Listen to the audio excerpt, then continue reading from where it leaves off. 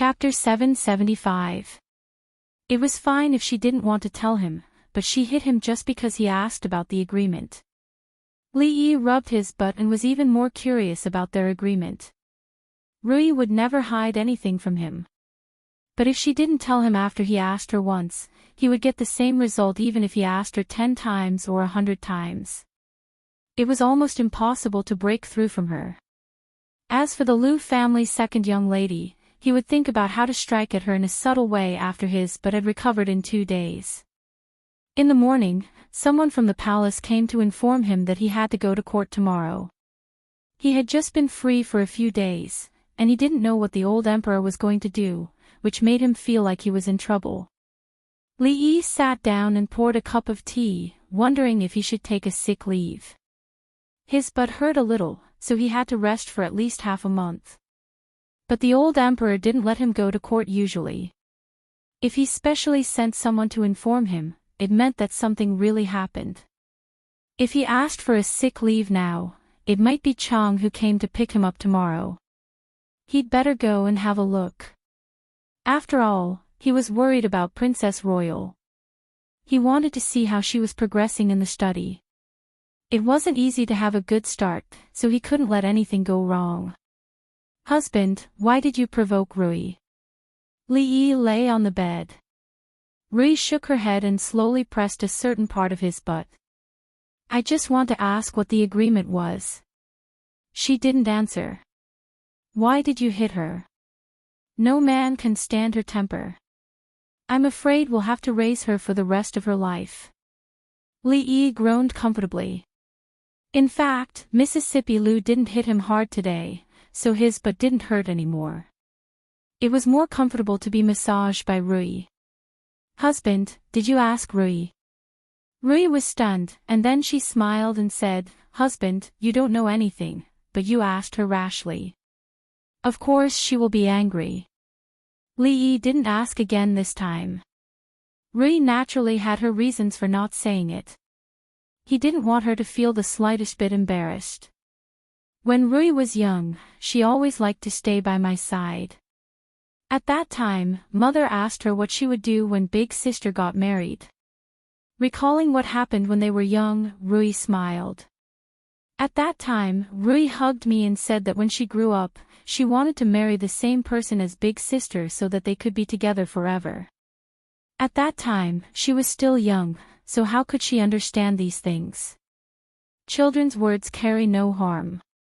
After she grew up, no one was allowed to mention it." Li Yi was a little dazed as he listened.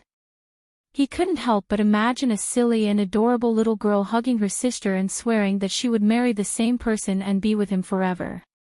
Who would have thought that the silly and adorable little girl would grow up to be like this? Li Yi thought that she had developed this character since she was young. He didn't expect that when Mississippi Liu was young, she was no different from an ordinary little girl. It was just a naive vow of a little girl. Whether it was him or Rui, they naturally wouldn't take it seriously. They just occasionally thought about it, and perhaps it had a different feeling.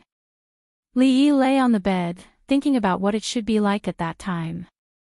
He didn't know when he fell asleep.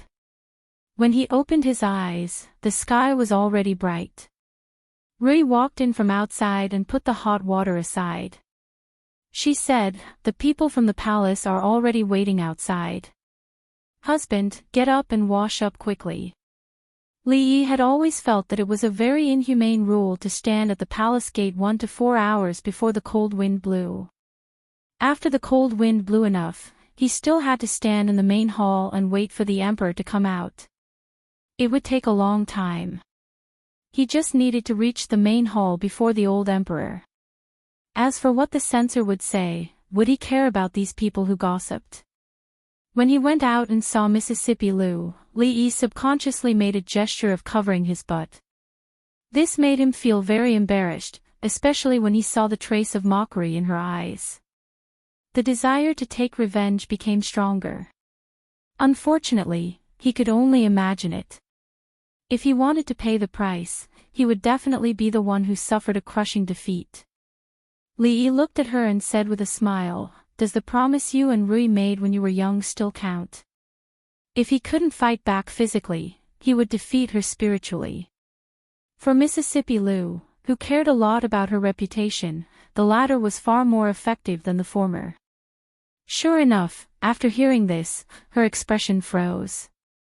Her face turned cold, and she slowly raised her hand that was holding autumn water. Li Yi had a smile on his face. He was not worried at all.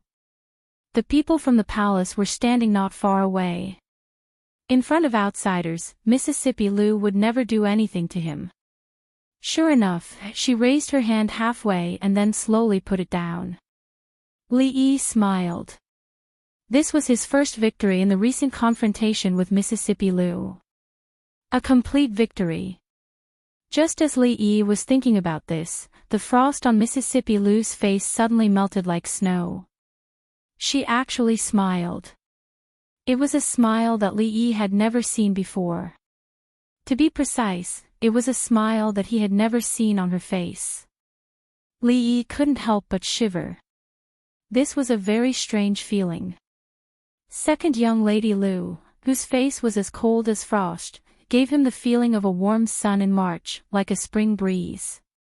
But when she revealed a smile that was exactly the same as Rui, it was like a basin of ice water was poured over his head, making him feel cold from head to toe. Mississippi Lu put autumn water down, maintaining a faint smile on her face. At this time, Li Yi really felt that she and Rui were really sisters. He had seen this kind of smile on Rui's face countless times. She reached out to help Li Yi adjust his collar. Her eyebrows were full of smiles, and she said softly, "Come back early. I'll wait for you at home." Li Yi felt that the ice water that was poured on him was beginning to freeze. I'm leaving." He didn't dare to look at Mississippi Lu again. He quickly turned his head and almost ran away.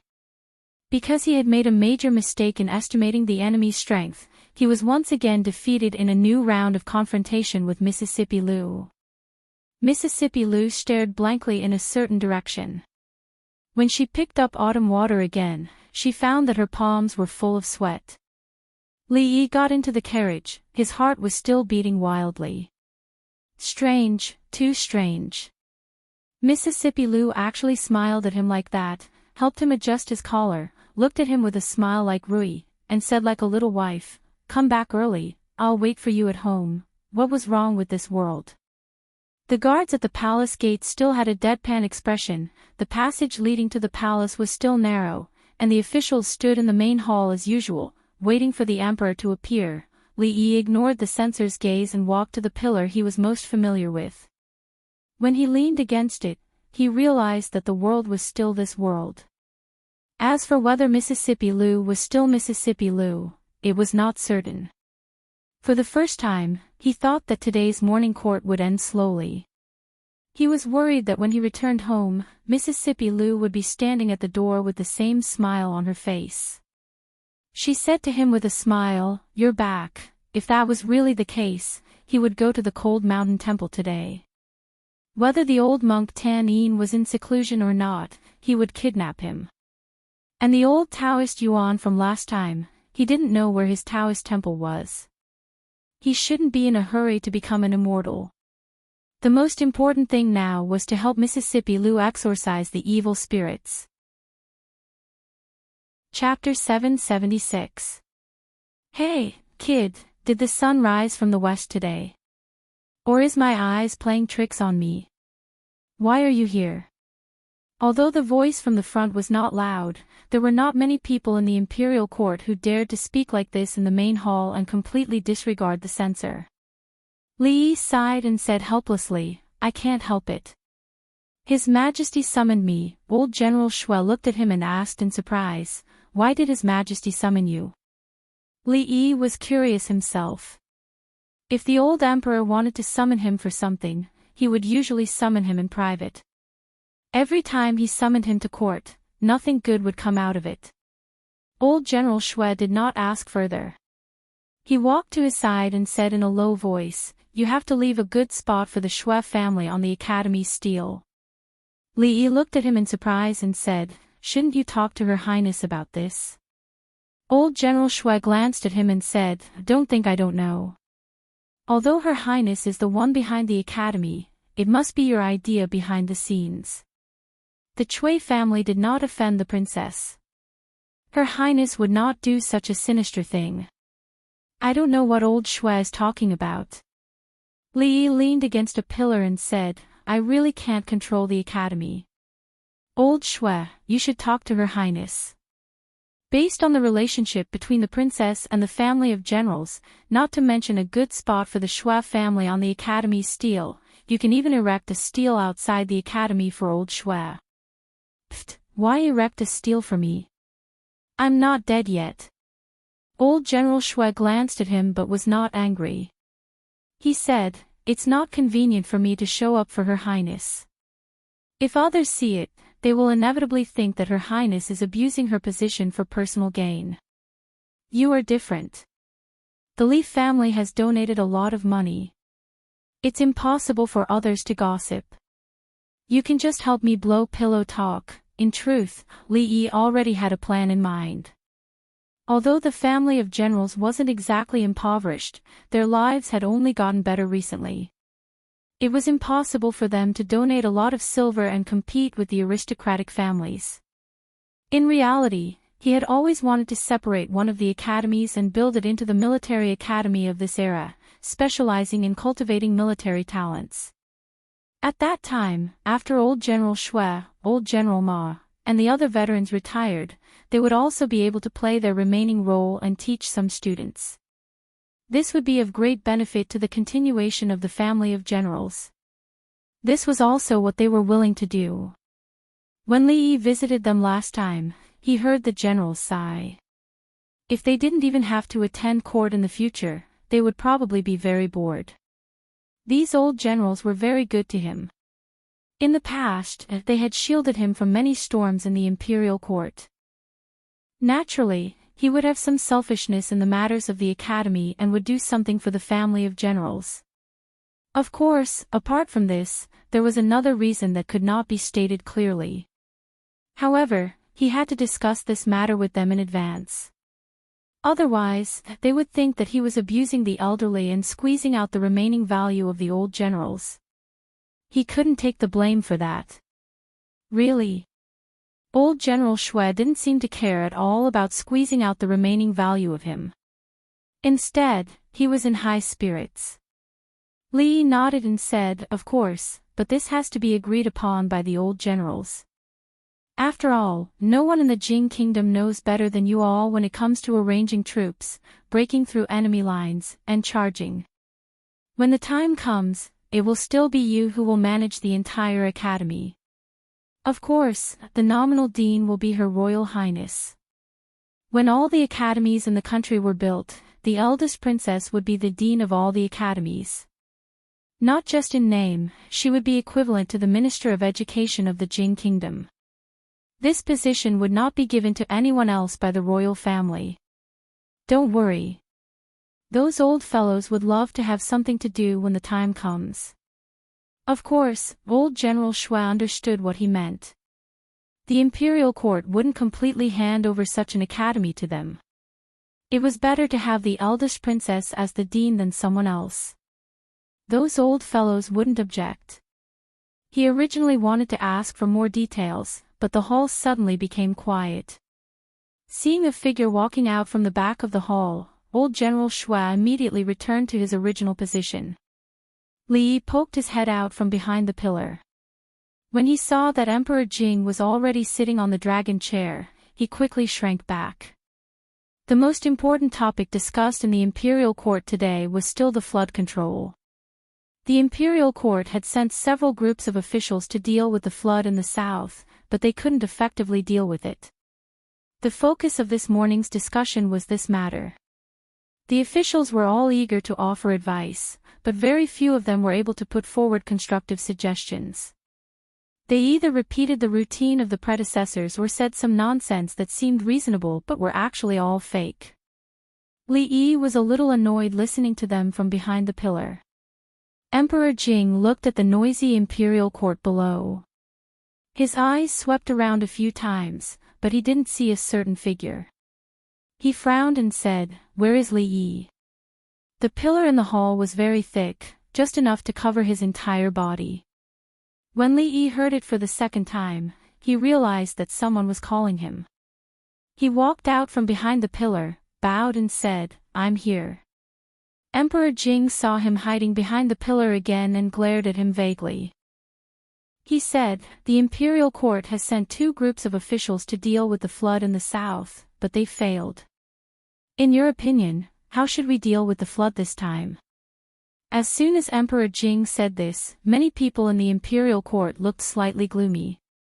Regarding the flood control, all the civil and military officials in the imperial court expressed their opinions, but no one could enter Emperor Jing's eyes. Only County Marquis Li was pointed out by Emperor Jing even though he hid behind the pillar. It showed how much Emperor Jing trusted him. This was really not a good thing for some people in the imperial court. "Your Majesty, what I want to say has already been said by the officials." Li Yi said helplessly, "I really don't know how to deal with the flood." The power of nature was so terrible that even in the later generations, it was not something that could be resisted by human beings. No matter how many books he read and how much knowledge he had, he did not think that he could be better than the professional flood control officials of the imperial water surveillance. Moreover, limited by technology, the flood control methods of the later generations could not be realized in the present. His knowledge was not of much use as a reference. Moreover, he had to analyze the actual situation and conduct field investigations. It was better not to get involved in this muddy water. In a few months, Rui would give birth. He did not want to leave at this time. Before this, he had left for a long time. "Okay, you can leave." Emperor Jing waved his hand and realized that he had subconsciously regarded him as the last straw of hope. Dealing with the flood was not a matter of memorizing books or reciting poems. Even the officials of the imperial water surveillance could not do it. What good method could he have? Some people in the hall sneered. It was true that County Marquis Li was good at using some strange tricks, but when it came to governing a country or things that required real ability, he would show his true colors. This time, Li Yi did not return to his original position. He had been called out by the old emperor once. It was not good to hide behind the pillar again. "You should not have said that just now." Old General Shui slowly moved to his side and said in a low voice, "Even if you really don't understand, you can repeat it according to what the person in front of you said. Don't use such tricks in the future." "I understand." Li Yi didn't mind. If he didn't link it to the actual situation and just talked about it, the people in the imperial court wouldn't be a match for him even if they joined forces. However, this kind of thing couldn't be discussed on paper. One word from him could cause countless people to suffer. It was better not to speak. The matter of controlling the flood did not come to a conclusion in the end and could only be temporarily put aside. The imperial court once again sent more officials over. Li Yi estimated that today's morning court should be over soon. Should he go to the old monk Tan Yin or old Taoist Yuan first? This was a question worth thinking about. At this moment, Emperor Jing above said something and a eunuch walked out from behind him. It seemed that he was going to announce an imperial edict. Li Yi decided to go back to find out the situation first and then make a plan. He inadvertently looked up and found that Emperor Jing was looking at him. His heart thumped and he instantly had a very bad premonition. Chapter 777. The old emperor's gaze seemed to have a deeper meaning, and the ominous feeling in Li Yi's heart intensified. At that moment, he was in a trance, so he didn't hear clearly what the eunuch had said at the start. He seemed to have called out his name, or perhaps he had heard wrongly. In any case, the eunuch had said a lot, and Li Yi could only hear that he was praising someone.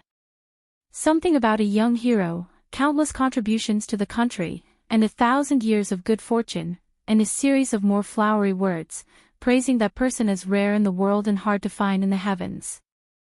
Li Yi finally relaxed. Although he was outstanding, he wasn't that outstanding. It seemed like the eunuch wasn't talking about him. As long as the person didn't find trouble with him, he could do whatever he wanted. To be conferred the title of Grand Minister of the Golden Purple Imperial Treasury, a great honor. Li Yi understood the last sentence. Grand Minister of the Golden Purple Imperial Treasury, and he wondered which big shot had retired. No wonder the old emperor was so generous with his praise. Grand Minister of the Golden Purple Imperial Treasury was a third-rank official. Although it was just a rank and title without any real power, it was an extremely high honor for an official in the imperial court. This kind of official arrangement was inherited from the previous dynasty. After an official retired, the imperial court wouldn't ignore them. Usually, they would arrange a suitable place for them, and at the same time, squeeze out their remaining value and give them a rank but no real power, such as an advisor to the nation. This was also a tradition in the Jing kingdom. Usually, it was given to retired officials. They could also participate in the imperial court, and their status was usually higher. However, this was only limited to the more respected officials. Ordinary officials didn't have this qualification. Before these officials retired, they were the prime minister and other pillars of the country. Even after they retired, the emperor would still attach great importance to their opinions. Therefore, although they didn't have any real power, they had a deep influence on the imperial court. Li Yi remembered hearing the words, "young hero," just now, but he must have heard wrongly. He turned to look at old General Shui and asked, which official in the imperial court retired. After he finished speaking, he saw that old General Shui was looking straight at him with an expression of extreme shock. Not only old General Shui, but the surrounding officials also looked at him as though they were looking at a monster, their faces full of disbelief. "What's wrong?" Li Yi opened his mouth and asked. That extremely bad premonition appeared again. "What are you waiting for?" "Thank you." Old General Shui whispered and pushed Li Yi out. "What are you thanking me for?" Li Yi staggered and stood in the middle of the hall, his face full of confusion. "Your Majesty, you can't do that." Before he could react, an old figure walked out of the crowd and said loudly, "County Marquis Li is a young hero and has made countless contributions to the country, but he has just been crowned as the Minister of Honor. There has never been such a precedent in our dynasty. Your Majesty, please reconsider." This person was an official of the censorate. Li Yi stood there in a daze. He couldn't believe his ears. The person the eunuch had just read was himself. What kind of joke was this? An official was still an official, and he had to work. The old emperor definitely wouldn't just give him a title for fun. He was still waiting to take care of his child, so why would he be an official? Actually, after the eunuch finished reading, the entire court was already boiling. Even the supervising censorate, who was supposed to maintain discipline, was stunned. A county marquis at the age of 21 was already the only precedent in the dynasty. Needless to say, he was a county marquis, and he had risen from a commoner without a noble title in just 2 years. As early as when he was made a marquis, there was quite a commotion in the court. There were countless officials who submitted petitions to the emperor to retract the order. Not to mention the officials who already had enmity with him, even the officials who didn't have a deep relationship with him and didn't have any interest in him felt that it was inappropriate. However, when he was kidnapped, the emperor was furious and severely punished 2 officials who didn't want to let go of the matter. After that, no one dared to provoke the emperor again. A county marquis was a county marquis. At that time, no one knew if he could come back. As time passed, the matter completely calmed down. After he came back, there were a few people who brought up the matter again, but they were all lightly brushed aside by the emperor. Thus, the matter of him being made a marquis was completely settled. It hadn't been that long, but the emperor actually made him a marquis. What kind of favor was this? Since the founding of the country, those who were given this position were all important officials who had worked hard for the country for their whole lives and were respected by all officials. What virtue did a young boy have? This was no longer a favor, it was a special favor. Thus, some officials in the court became excited. As if they were injected with chicken blood, they listed dozens of reasons why Marquis Li couldn't be made a marquis. Their spittle flew in all directions and they were full of righteousness. Of course, the most talked about reason was that he was too young. Although he had made great contributions to the country, was familiar with the classics, and had high attainments in mathematics, he didn't know how to govern a country and wasn't qualified for this position. After all, although the Marquis was only a disbanded official, he had directly participated in the affairs of the country and had an extremely important position in the court. It couldn't be held by a young man. These were all pleasant to hear. To be more serious, they directly pointed out that the emperor shouldn't be so fond of him. Since ancient times, those who were favored by the emperor were all sycophants. Li Yi retreated behind the pillar again to avoid being stained by their spittle. He showed an extremely depressed expression on his face. Naturally, he was depressed because the old emperor was looking for trouble. He didn't even bother to be the dean. How could he be a doctor? He planned to stay at home and be a full-time nanny to take care of the child after Rui gave birth. Naturally, the less trouble, the better. How could you hide such a big thing? Old General Shui came over and saw the expression on his face. Then he looked at a certain official who was still talking incessantly.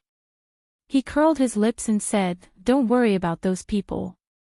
They can't do anything about the emperor's decision." Of course, Li Yi wasn't worried about this, but he couldn't explain it to him. At this time, many people around him had already congratulated him with cupped hands. If he didn't have a few friends in the court, he would be a failure. In fact, except for the Chui family and those firm supporters of the king of Shu, no one went up to advise him. "Alright, I have made up my mind. If you have any other opinions, we will discuss them later." Emperor Jing stood up from the dragon throne and waved his hand. Court dismissed. Li Yi didn't even have the chance to refuse. He saw Emperor Jing stand up and leave. At this time, most people in the court had their eyes on him. Li Yi bid farewell to old General Shui and the rest before striding out of the hall. He didn't want to stay here and be looked at like a monkey. "Lord Li, please wait." Not long after he walked out of the hall, a voice came from behind. Li Yi turned his head and saw the master of the Wang family walking towards him quickly. At this moment, he naturally couldn't leave directly. The master of the Wang family walked forward and cupped his hands. He smiled and said, "Congratulations, Lord Li. Let's walk and talk." Seeing that many people had walked out of the hall, Li Yi pointed to the front and said. The master of the Wang family stopped him not only to congratulate him, but also to talk about the Wang family scholarship. In the future, the Wang family would take out a sum of money every year to reward the outstanding students of the academy, covering all the future academies in the Jing kingdom.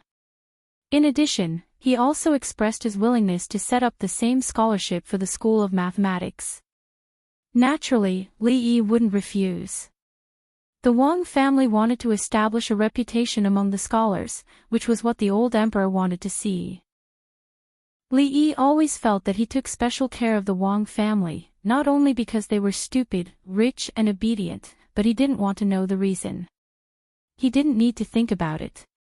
After separating from the master of the Wang family, when he was about to walk out of the palace, he realized that he had been interrupted by that matter and forgot to find the eldest princess to understand the progress of the academy. He turned back and naturally received the congratulations of a group of officials. When he met the Minister of Revenue and the Minister of War, he had to stop and say a few words. He had already wasted a lot of time coming to the morning dew hall. The little palace maid at the door saw him and was stunned. She stopped in front of him and said, "Marquis, the princess." She had never stopped him before. Li Yi asked in surprise, "The princess is not here." The little palace maid nodded and said, "Her Highness has gone to the imperial garden." "Then I will go to the imperial garden to find her." Li Yi nodded and walked in a certain direction. He was also familiar with the imperial garden. In the summer, the imperial garden was dense with trees and was a good place to escape the heat. Although he could enter the imperial palace at will, he couldn't enter a place like the imperial garden at will. The guard at the door went in to report and soon came out to lead him in. The eldest princess was sitting in a pavilion in the garden, looking down at something. Li Yi sat opposite her and said, "I came this morning to attend court, so I didn't bring soup." Mingzu didn't seem to hear what he said. She looked up at him and asked, "I heard that father has conferred you the title of Minister of Honor." She was well informed. Li Yi was a little depressed. He nodded and said, "I don't know what His Majesty is thinking." "Isn't this nonsense?" Mingzu glanced at him and looked at the lush green beside her. She said softly, "Father has his reasons for conferring you the title of Minister of Honor. Don't talk nonsense." Chapter 778. Time passed by half an hour. After the court was dismissed, Emperor Jing did not directly return to his bedroom. Instead, he habitually called the two prime ministers and several high-ranking officials in the court, and went all the way to the imperial garden. In the past, he would discuss with these people in the imperial garden about things that had not been decided in the court and finally made a decision. Apart from a few matters, he had never acted arbitrarily in the affairs of the state. When he walked out of the hall, he stopped and said to a eunuch behind him, "Go to the morning dew hall and invite Princess Royal here." Although Mingzu was only a woman, he did not know when he started to treat her as a girl who only loved martial arts. Some of her views on state affairs and political affairs often made his eyes light up, and even directly changed his thoughts and decisions. In the past 2 years, it was especially so. Prime Minister Qin, Prime Minister Shen, and several high-ranking officials naturally had no objection to this. They were not qualified to object. What Princess Royal had done in the past 2 years, even if all of them added up, was still shameful. Just like in the folk opera, women were not inferior to men. It was not an exaggeration to use this word to describe Princess Royal. In the imperial garden, Emperor Jing sat on a stone chair in the pavilion. Prime Minister Shen and Prime Minister Qin were old, so Emperor Jing specially allowed them to sit together. As for the other high-ranking officials, they could only stand. "I confer the title of Marquis of Chang and Li Yi as Minister of Jin Ziguanglu. What do you all think?" Just now in the hall, these people did not speak. In their position, unless the emperor's decision was extremely inappropriate, they would not take the initiative to speak up.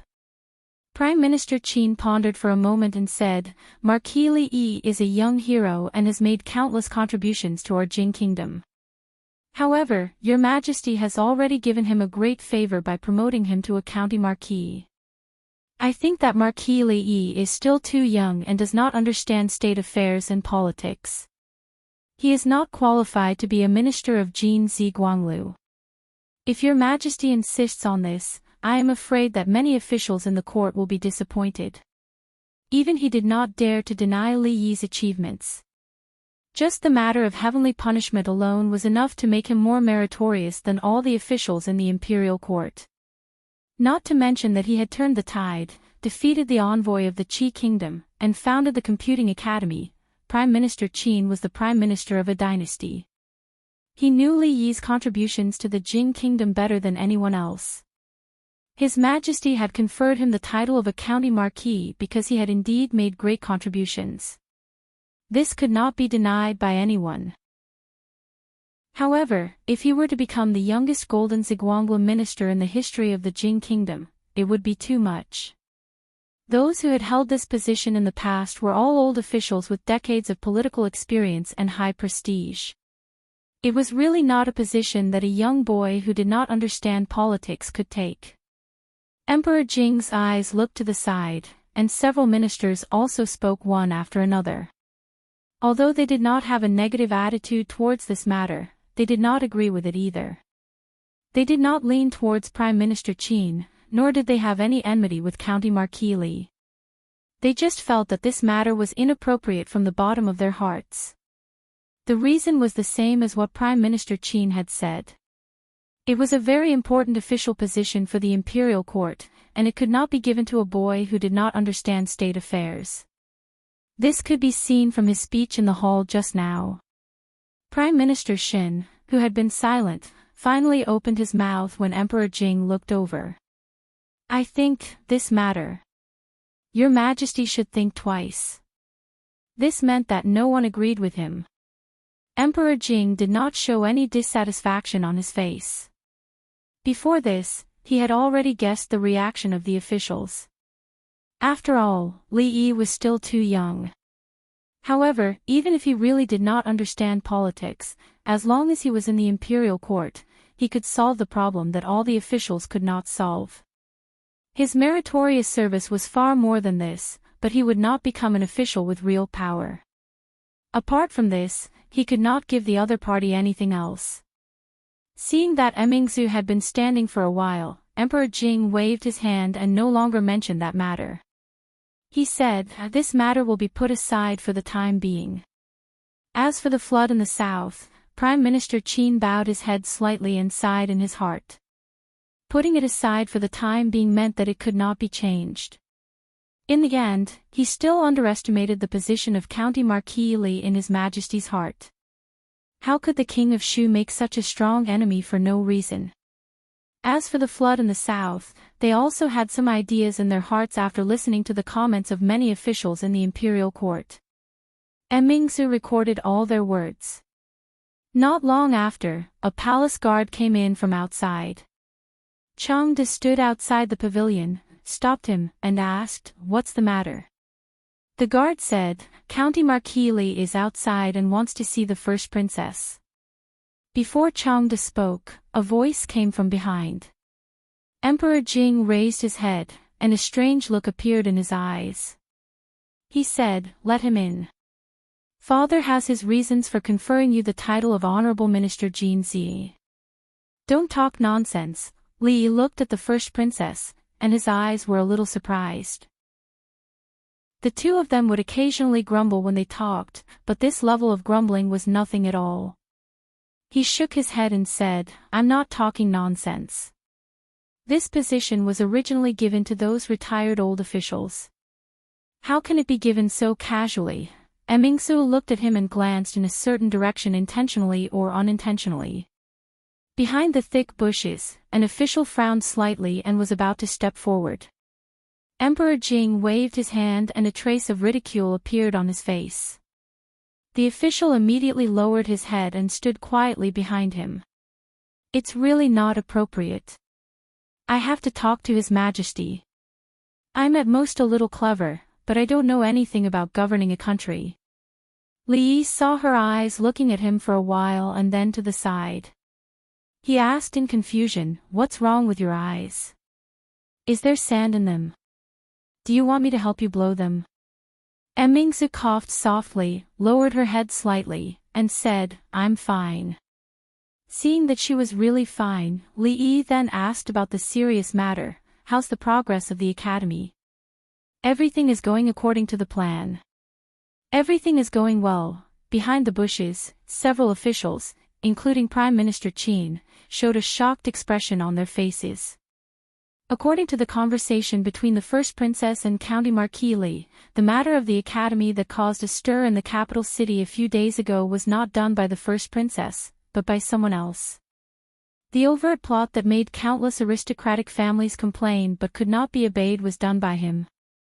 When they recalled that he seemed to have used the same method to almost wipe out the forces of the Chui clan and the King of Shu in the account investigation, they all felt lucky at the same time, lucky that they were not his enemy.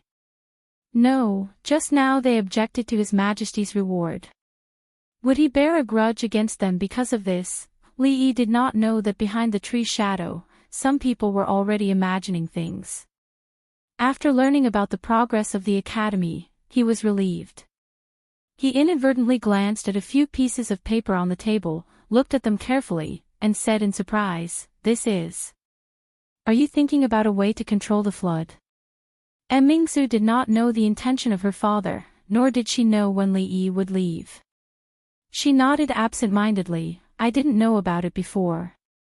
I don't know much about controlling the flood. The first princess finally became the proactive and diligent first princess again. Li Yi felt very gratified in his heart. He waved his hand and said, "No one is born to know. If you don't know, I can teach you." Behind the tree's shadow, Jing Di's expression froze, and the corners of his mouth could not help but twitch. Chapter 779. Just now, the old emperor had asked him what he thought about flood control, but Li Yi had said that he did not understand. He really did not understand. The flood in the south had been going on for a long time, and all the officials in the imperial water surveillance had no solution. Li Yi estimated that by the time they came up with a solution, the flood would have passed, and it did not matter whether they could cure it or not. No matter how rich his theoretical knowledge was, it was just an armchair strategist. He did not think that the officials of the imperial water surveillance who had been dealing with floods for their entire lives would know less than him in this regard. Now, in front of the eldest princess, he said that he understood. He really did understand. He was not really asked to control the flood. He was an armchair strategist, and that was what he was best at.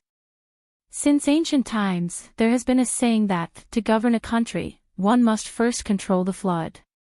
Speaking of flood control, it can be traced back to the period of Yaoan Shun. Yu the Great was ordered to control the flood. Until now, it has gone from avoiding to controlling, from blocking to spreading, from spreading to guiding, from passivity to initiative, from single to comprehensive. Mingzhu's red lips slightly opened, and she looked at him in a daze. She had just heard the officials' ideas on flood control. Although it was reasonable, it was extremely complicated. In terms of order, it was not as clear as what Li Yi had just said. His tone did not pause at all. From ancient times, along the timeline, he talked about the deeds and methods of the officials in the past dynasties, including the advantages and disadvantages of the methods they used, what needed to be learned, and what needed to be abandoned. It was clear and orderly. Of course, Li Yi could speak in an orderly manner, because the books were arranged according to the timeline. Of course, the books on flood control in the Jing Kingdom were just some messy records, but the experts and scholars of later generations, who seemed to be idle to him, had thoroughly studied these things, and even extended them to the field of philosophy.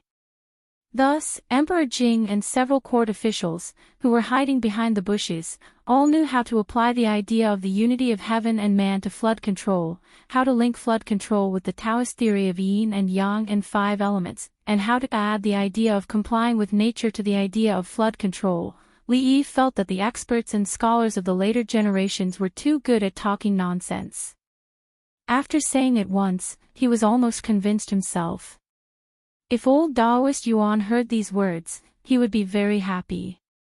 Maybe he would be able to ascend and meet his Taoist ancestors once he gained enlightenment. Of course, these were just seasonings. In the end, they still had to return to the main topic. The flood control methods of later generations that relied on science and technology were not suitable here. However, some correct concepts would be of great inspiration to her. If the old emperor asked, she would be able to give him a clear answer. Li Yi felt that even the officials of the imperial water surveillance lacked the knowledge and experience accumulated over hundreds and thousands of years. In theory, they were slightly inferior to her. However, the flood had been there for a long time. According to past practice, there was no need to treat it anymore. The next time there was a flood, it could be used. Princess Royal Highness fully displayed the principle that a good memory was better than a bad pen, and wrote down everything he said one by one. You don't know how to control floods. Behind the bushes, Emperor Jing narrowed his eyes. The scene in the main hall had replayed in his mind for the umpteenth time. Qin Xiang and the others finally realized that it wasn't that he didn't understand at all. In fact, he knew more than anyone else. However, why didn't he say these words in court? Emperor Jing glanced through the gap. When he was about to lift his foot and walk out, there was another sound outside, which made him stop again. Of course, the flood has already happened. This is irreversible. However, the impact of these natural disasters is not limited to this. Li Yi looked at the Princess Royal and slowly said, "After the great disaster, there will be a great epidemic. It must be strictly controlled. Otherwise, it will cause greater harm. Also, how should the refugees who are homeless because of the disaster be settled? If the arrangement is not done properly, it will be used by people with ulterior motives to incite the refugees to rebel. What will the imperial court do?" Behind the bushes, Emperor Jing, Prime Minister Qin, and Prime Minister Shen all had a dignified expression on their faces. Li Yi was right. The flood was not the most terrible. The most terrible thing was how to settle the refugees after the flood, how to prevent the outbreak of the epidemic, how to minimize the disaster. Soon, they would face such a problem. If there was a little negligence, there would be great turmoil in the affected area. After the disaster, the plague would be everywhere, the refugees would flee, and incite the refugees to rebel. Such a thing was not unprecedented. Everyone's mood became heavy because of Li Yi's words. However, at this time, the sound outside suddenly became light. Of course, these are small things. Li Yi looked at the Princess Royal, smiled, and said, "Epidemic prevention must be done. Don't drink raw water, pay attention to hygiene, and establish epidemic prevention areas. These are actually very simple. I will write an epidemic prevention manual, and you can submit it to His Majesty. As for the proper settlement of the refugees, this is a problem that cannot be taken lightly. If you don't want the refugees to flee everywhere, I'm afraid the national treasury will have to spend some money." Behind the bushes, Emperor Jing finally felt a little relieved. Since he said so, there should be no need to worry about the epidemic. Then, his face showed a little annoyance. If he hadn't suddenly thought of it today, he would never know that he hid his talent in front of him, the ruler of a country, and was so calm in front of Mingzu. He had been so fond of him, but in the end, he was not as good as. He suddenly realized that although Li Yi's advice was not directly told to him, the effect was the same. It was just that there was one more person in the middle, one more person that he would never envy or be jealous of. He was worried that if he showed too much, he would be entrusted with important tasks. With his temper, it was not unusual for him to do such a thing. In this case, it is not a bad idea. Emperor Jing's mouth pulled up into a smile, and he immediately had a plan in his heart.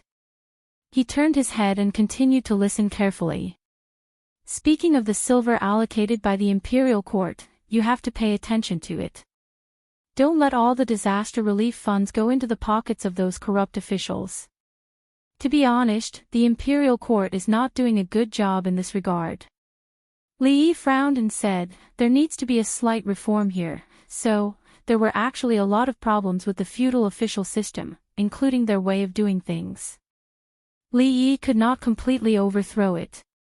He could only use scientific management methods to prevent corruption to the greatest extent.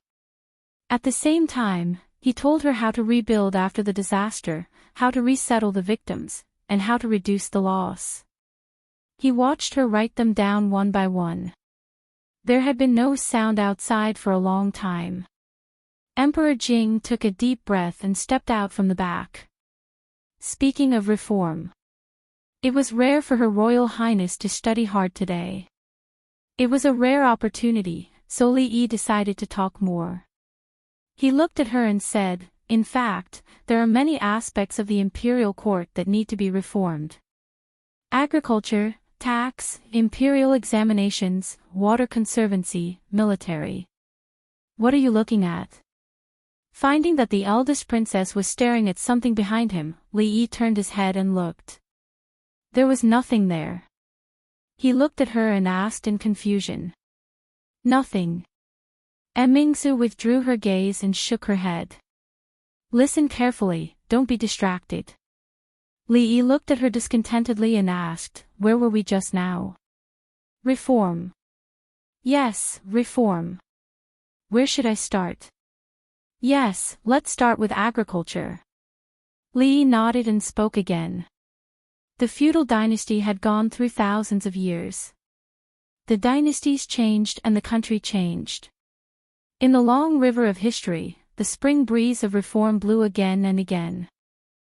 Of course, it had to be combined with the national conditions at that time, but some places were similar. At present, the various systems of the Jing kingdom were naturally not perfect. All aspects could be reformed, big or small, to make the country rich and the people strong. Li Yi did not want her to change anything. He only hoped that she could remember some of what he said today. In the future, when facing the affairs of the imperial court, she and the officials of the imperial court were at a different level. Reforms or political reforms had always been extremely sensitive. He spoke very carefully, unprecedentedly carefully. What he talked about was also verified by history. When he took it out and put it in the court, he tried his best to avoid some sensitive aspects. He rarely touched the interests of the royal family and certain people. Although there were some small drawbacks, in the general direction, it was beneficial to the country and the people. He must ensure that these words from the mouth of the first princess would not cause too much suspicion and opposition from others. Therefore, he needed to be extra careful. Behind the bushes, Jing Di rubbed his eyebrows. The expression on his face could not be said whether he was happy or angry. He did not understand the imperial court. He did not understand the imperial court. If he did not understand the imperial court, no one in this world would understand the imperial court. He was happy because his talent and ability far exceeded his expectations. To a certain extent, there was such a person who was worthy of all the civil and military officials in the imperial court. He was angry because since he had such talent, why did he hide it? If he replaced the position of either of the two prime ministers, he would not have to worry about the imperial court in the future. Prime Minister Qin's body trembled slightly. His old face showed an extremely shocked expression for the first time. Evildoer, evildoer. This person could already be called an evildoer. Prime Minister Shen's face was filled with astonishment and shock. As for the other officials, their expressions were the same. It could even be said that they were terrified. He did not understand the imperial court. He did not understand the imperial court. Thinking of their evaluation of County Marquis Li, his old face could not help but blush. How could they have such qualifications? At this moment, they finally understood why His Majesty insisted on giving that position to him. In the entire imperial court, was there anyone more suitable than him? His Majesty. His Majesty was really His Majesty. Mingzu suddenly regretted it. She knew that Li Yi had never kept anything from her. But he was willing to say these words to her, but it did not mean that he was willing to let others hear it. Don't say it. She stood up and reached out to cover Li Yi's mouth. She whispered, "Don't say it." Li Yi was unprecedentedly focused. Chapter 780. It was very unhygienic and uncivilized behavior to use one's hand to block other people's mouths. Although she was the Princess Royal and there was a faint fragrance on her hand, Li Yi was not willing to do so. What's more, he had spent so much effort to tell her these historical experiences that were hundreds of thousands of years ahead of the world. They covered a wide range of aspects, which was enough to raise the comprehensive national strength of the Jing kingdom to a new level. This was a real priceless treasure. With this knowledge, not only could he show his face in the court and in front of the old emperor, but it would also be useful in governing the country in the future. It was so beneficial. It was so disappointing that she was so careless. He had always kept a low profile. He knew so many things, but had he ever publicized it? If it weren't for their pure friendship, he wouldn't have been so devoted to her. If these words were heard by the old emperor, he would not have a good life in the future. Li Yi frowned when he saw that she was staring at something behind him. He said unhappily, "Hey, are you listening to what I'm saying?" The Princess Royal was obviously not listening to him, and her eyes were still looking behind.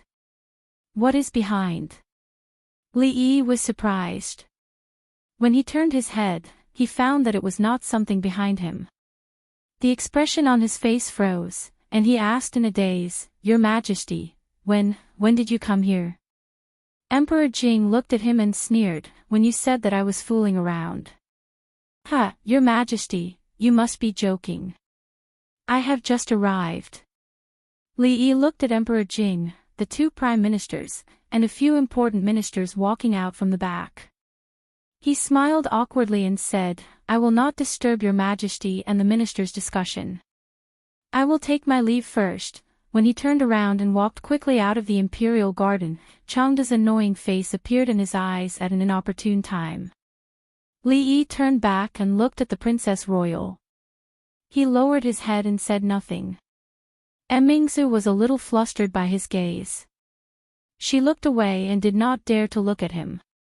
Emperor Jing looked at the person behind him and asked, "Minister Qi, do you remember what Dr. Li said just now?" The prefectural water minister nodded immediately.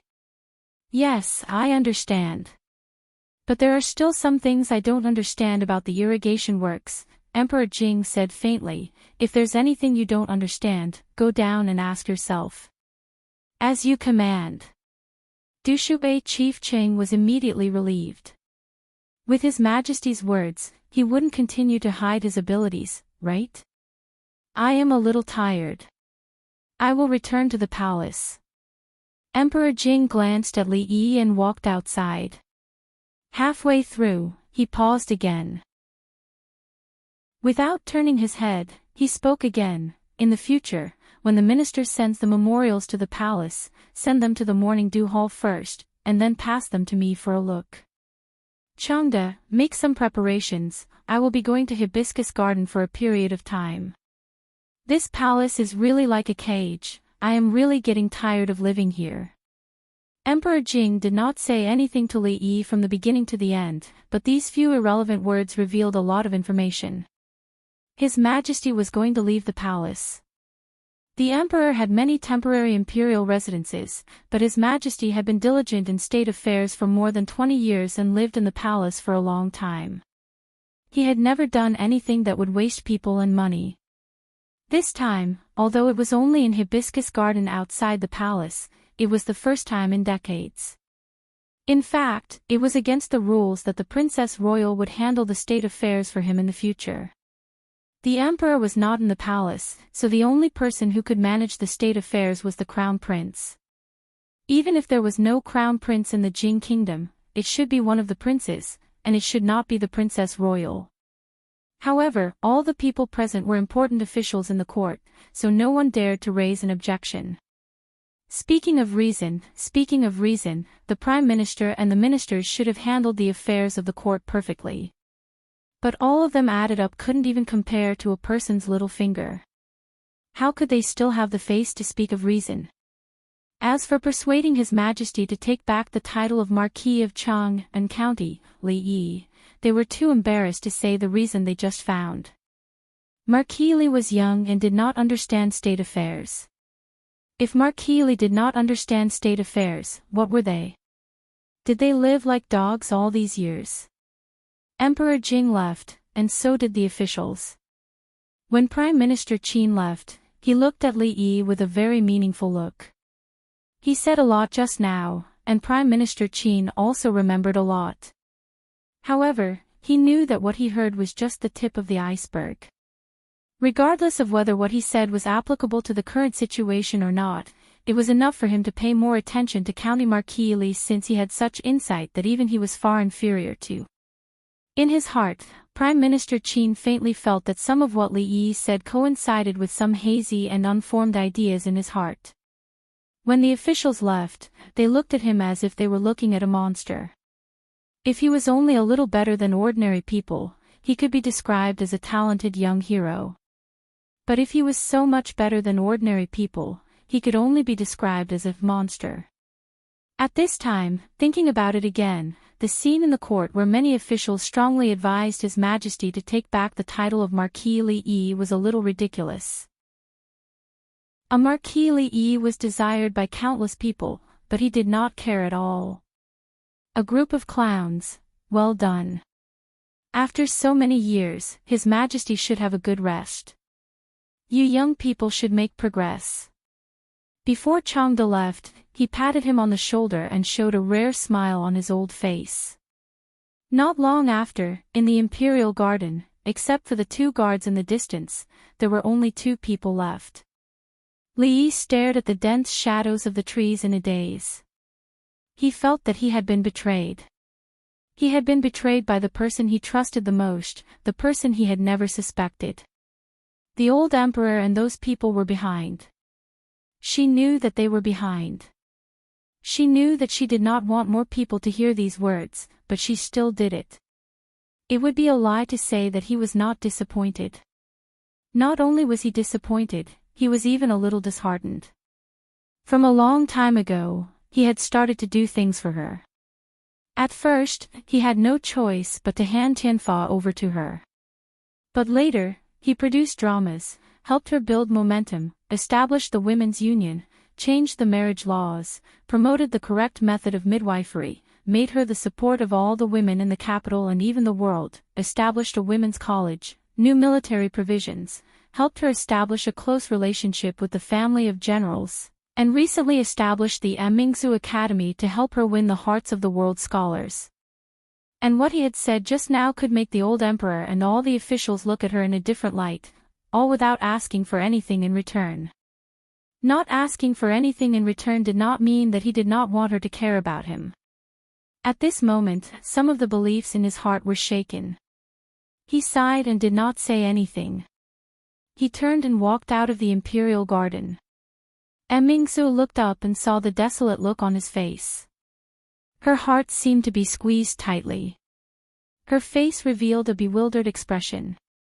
Listening to the footsteps getting further and further away, it seemed as if something extremely important to her had also left with it.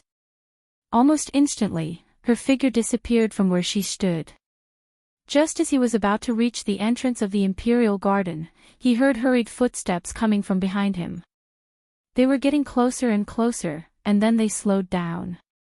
Li stopped and turned around.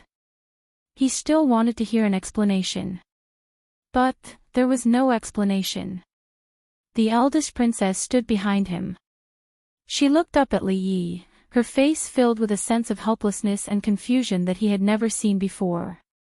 Very quickly, the confusion on her face disappeared. She took a deep breath, took a step forward, stood on her tiptoes, and pressed her soft lips against his face.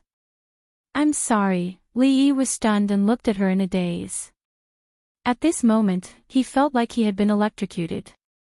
Li seemed to have been electrocuted. Not far in front of him, 2 palace guards had already been struck by lightning. After a moment of shock, one of the guards looked up at the sky and sighed, "The sun today is so poisonous." The other guard nodded in agreement. He closed his eyes and murmured, "Yes, it's so piercing that I can't see." Chapter 781. Li stood there in a daze, unable to regain his senses for a long time. He touched his face. He wasn't sure if it was an illusion, but his face was still warm. He looked at the eldest princess in disbelief. "Before you came, father and the other officials were already here." Mingzu looked at him. She had regained her composure and explained, "I hinted at you at first, but you didn't take it to heart. After that, I didn't stop them. I'm sorry." Li stared at her. Was it the main point that the old emperor was eavesdropping behind the bushes? Was it the main point that she didn't tell him that there was someone behind the bushes? The old emperor gave her the authority on the surface, but he was secretly forcing him to give in. Was that the main point? Not at all. The main point was that I treated you as a friend, but you actually, Li waved his hand. He stared at her and said, "Forget it. Let's not talk about this first. Just now, nothing happened." Mingzu looked at him and said through gritted teeth, She turned and walked out of the imperial garden. Her expression was very calm, but her fists, which were hidden in her sleeves, were tightly clenched. In fact, in that instant, her mind had gone blank for a moment. She didn't know what to say, so she had subconsciously done that. Only after a moment did she realize how abrupt and bold her actions had been. Li looked at her back for a long time. He said loudly, "Hey, don't think that this matter is over. You didn't even ask for my opinion. Hey, stop right there, hey." The eldest princess's figure quickly disappeared from his sight. Li walked out of the imperial garden gloomily. The two palace guards were still looking up at the sky. They dared to look at the glaring sun. Were they not afraid of being blinded? "What is the meaning of this?" he murmured. The princess, who was always calm and rational, this time, why didn't she play her cards according to the norm? He hadn't sorted out the matters at home, so he couldn't make any more trouble. But what was with that little bit of joy in his heart? Li shook his head and came to a conclusion in his heart. Eating from a bowl and looking into the pot, and still thinking about the rice that was not in the pot. Men, indeed, none of them were good people. In recent days, there were always some unexpected things happening. Today could be considered a very unexpected situation. Fortunately, the old emperor did not intend to use him as a permanent laborer. Instead, it was a blessing in disguise. The eldest princess had advanced a step further and was now able to directly participate in the affairs of the court. Although it was only temporary and the old emperor still had the intention of forcing him to submit, this was already a great improvement. Li also felt that it was time for the old emperor to let go of these things and think about how to live out his remaining years. Opportunities should always be left to the young. As he walked out of the palace, the old emperor who was squatting under the tree stood. He was surprised. And said, Li sighed and said, "Sigh, it's a long story. Let me be alone. Let's go home." Inexplicably, he had become the minister of the imperial court. Inexplicably, he had been eavesdropped by the old emperor, and inexplicably, he had lost a pure and innocent friendship. He really needed some time to calm down. The sloppy old man looked at him and nodded in the end, not saying a word. In the imperial garden. "Did I see wrongly just now?" One of the guards whispered, his tone filled with disbelief. The other guard nodded and said, "No, you didn't see wrongly." The two of them looked at each other and were about to speak again when they saw a figure in front of them. Their faces suddenly paled. Mingsu looked at the two of them and asked indifferently, "What did you see just now?" "We didn't see anything just now." The two of them looked serious and said, "The sun is too strong. We didn't hear or see anything." After a while, a voice finally came from the other side. "From today onwards, the two of you will be working at the Morning Dew Hall." The new residence was not far from the imperial palace. The carriage soon stopped in front of the residence. Li jumped out of the carriage. Fong happened to walk out from inside and said in surprise, "Young master, you're back. I heard that you've been conferred the title of minister. Is it a very high position?" So. Li waved his hand and walked into the courtyard. Fong stepped out of the door and suddenly seemed to remember something. He turned his head and said, "Young master, what's the matter? Let's talk later." Li had already seen Mississippi Lu in the courtyard. Thinking of what happened in the morning, he couldn't help but feel a little guilty. He waved his hand to the back. The most important thing was to confirm whether Mississippi Lu was bewitched. He didn't have the mood to talk to Fong about anything else. At the entrance of the courtyard, Fong stared at his back with wide eyes. "I'm back." When Li walked past Mississippi Lu, he stopped and said softly. Second Miss Lu glanced at him, stood up and asked, "What did you do this morning?" Seeing her attitude, Li was relieved. Although she asked him an extra question for the first time, her attitude was cold and she didn't show that kind of smile. It seemed that there was no need to disturb old Taoist Yuan's cultivation. I went to the morning court. After the morning court, I talked with Princess Royal about the state affairs. I came back after that. That's all. Mississippi Lou looked at him and asked, "Is there nothing else?" "Nothing else." Lee nodded. He was slightly not used to Mississippi Lou's sudden concern for him. However, it felt quite good. It was like a spring breeze, silently moisturizing everything, since there's nothing else. Mississippi. Lou looked at him and said lightly, "Then can you explain where the lipstick mark on your face came from?" The spring breeze turned into the east wind. It was like a knife blowing on people's bodies, and the cold wind was bone-chilling. Li Yi's heart sank. He thought to himself, "Oh no.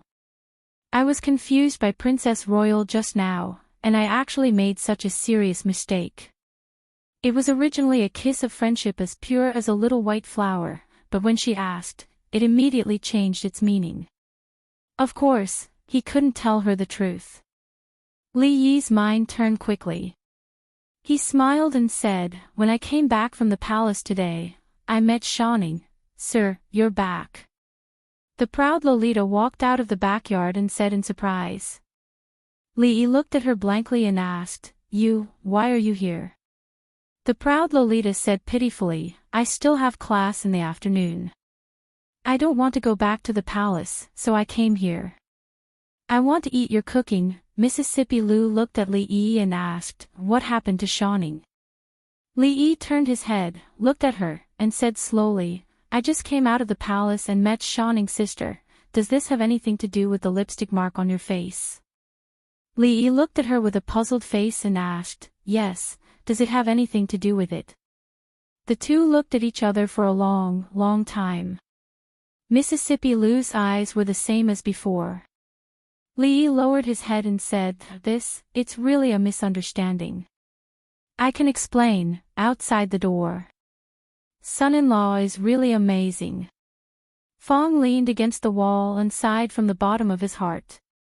Since he knew the son-in-law, he admired a lot of things the son-in-law had done, but he had to say that this time, he was really convinced. The sloppy old man nodded and agreed with this. Fong looked at him and said in surprise, "Why are you nodding?" "You've never married." The sloppy old man was startled. He closed his eyes and took a deep breath. He put his arm around his shoulder and said in a low voice, "Little Fong, this old man has made a breakthrough in martial arts recently. Come here, this old man has a unique skill to teach you." Chapter 782. Come here.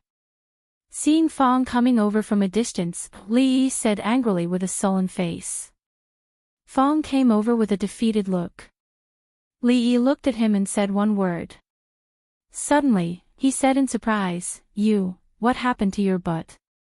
Only then did he find that Fong's walking posture was a little strange, and his butt was more than a circle bigger than usual.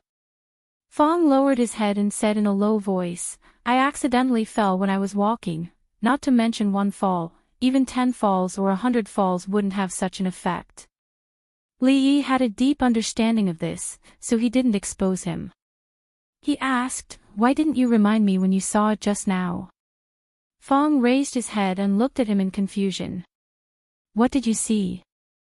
Li Yi raised his hand and pointed to his cheek. Fong suddenly realized and said, "I wanted to say it just now, but you said to talk about it later." "I thought you did it on purpose." "On purpose what?" Fong looked at him and said with reverence, "You deliberately annoyed the second Mississippi." "What do you call this?"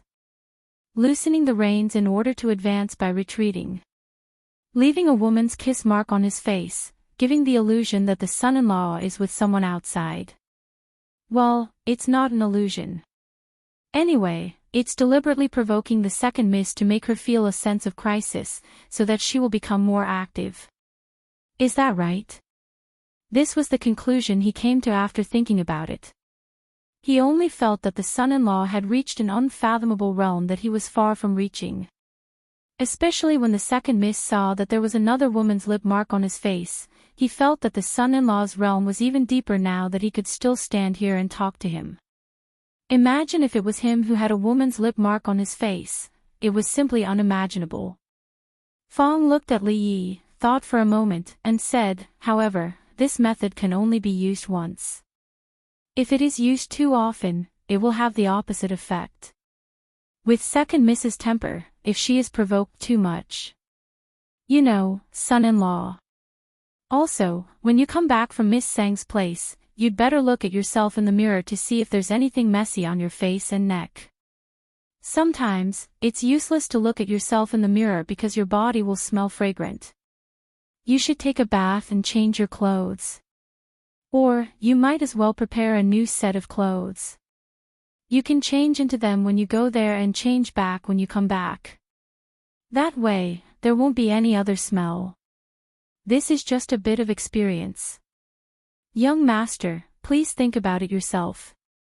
I still have to go to the shops in the city. Li Yi stared blankly at Fong's back as he left. He suddenly had a feeling that things remained the same, but people had changed.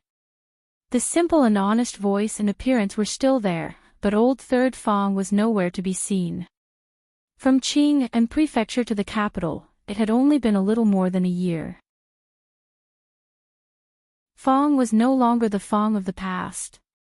Just now, Mississippi Lu left without listening to his explanation, which made Li Yi even more perturbed. The old emperor was about to move out of the palace and live in Hibiscus Garden. At that time, the eldest princess would naturally leave the palace often. Hibiscus Garden was not far from here, so there would be plenty of opportunities to meet in the future. What if Mississippi Lu fought with her when they met? At that time, who should he help? It was wrong to help anyone, it was useless to help anyone. The main culprit of all this was the eldest princess, who had suddenly changed inexplicably. If she wanted to apologize, then apologize properly. Why did she kiss her? She left after kissing her and said that nothing had happened.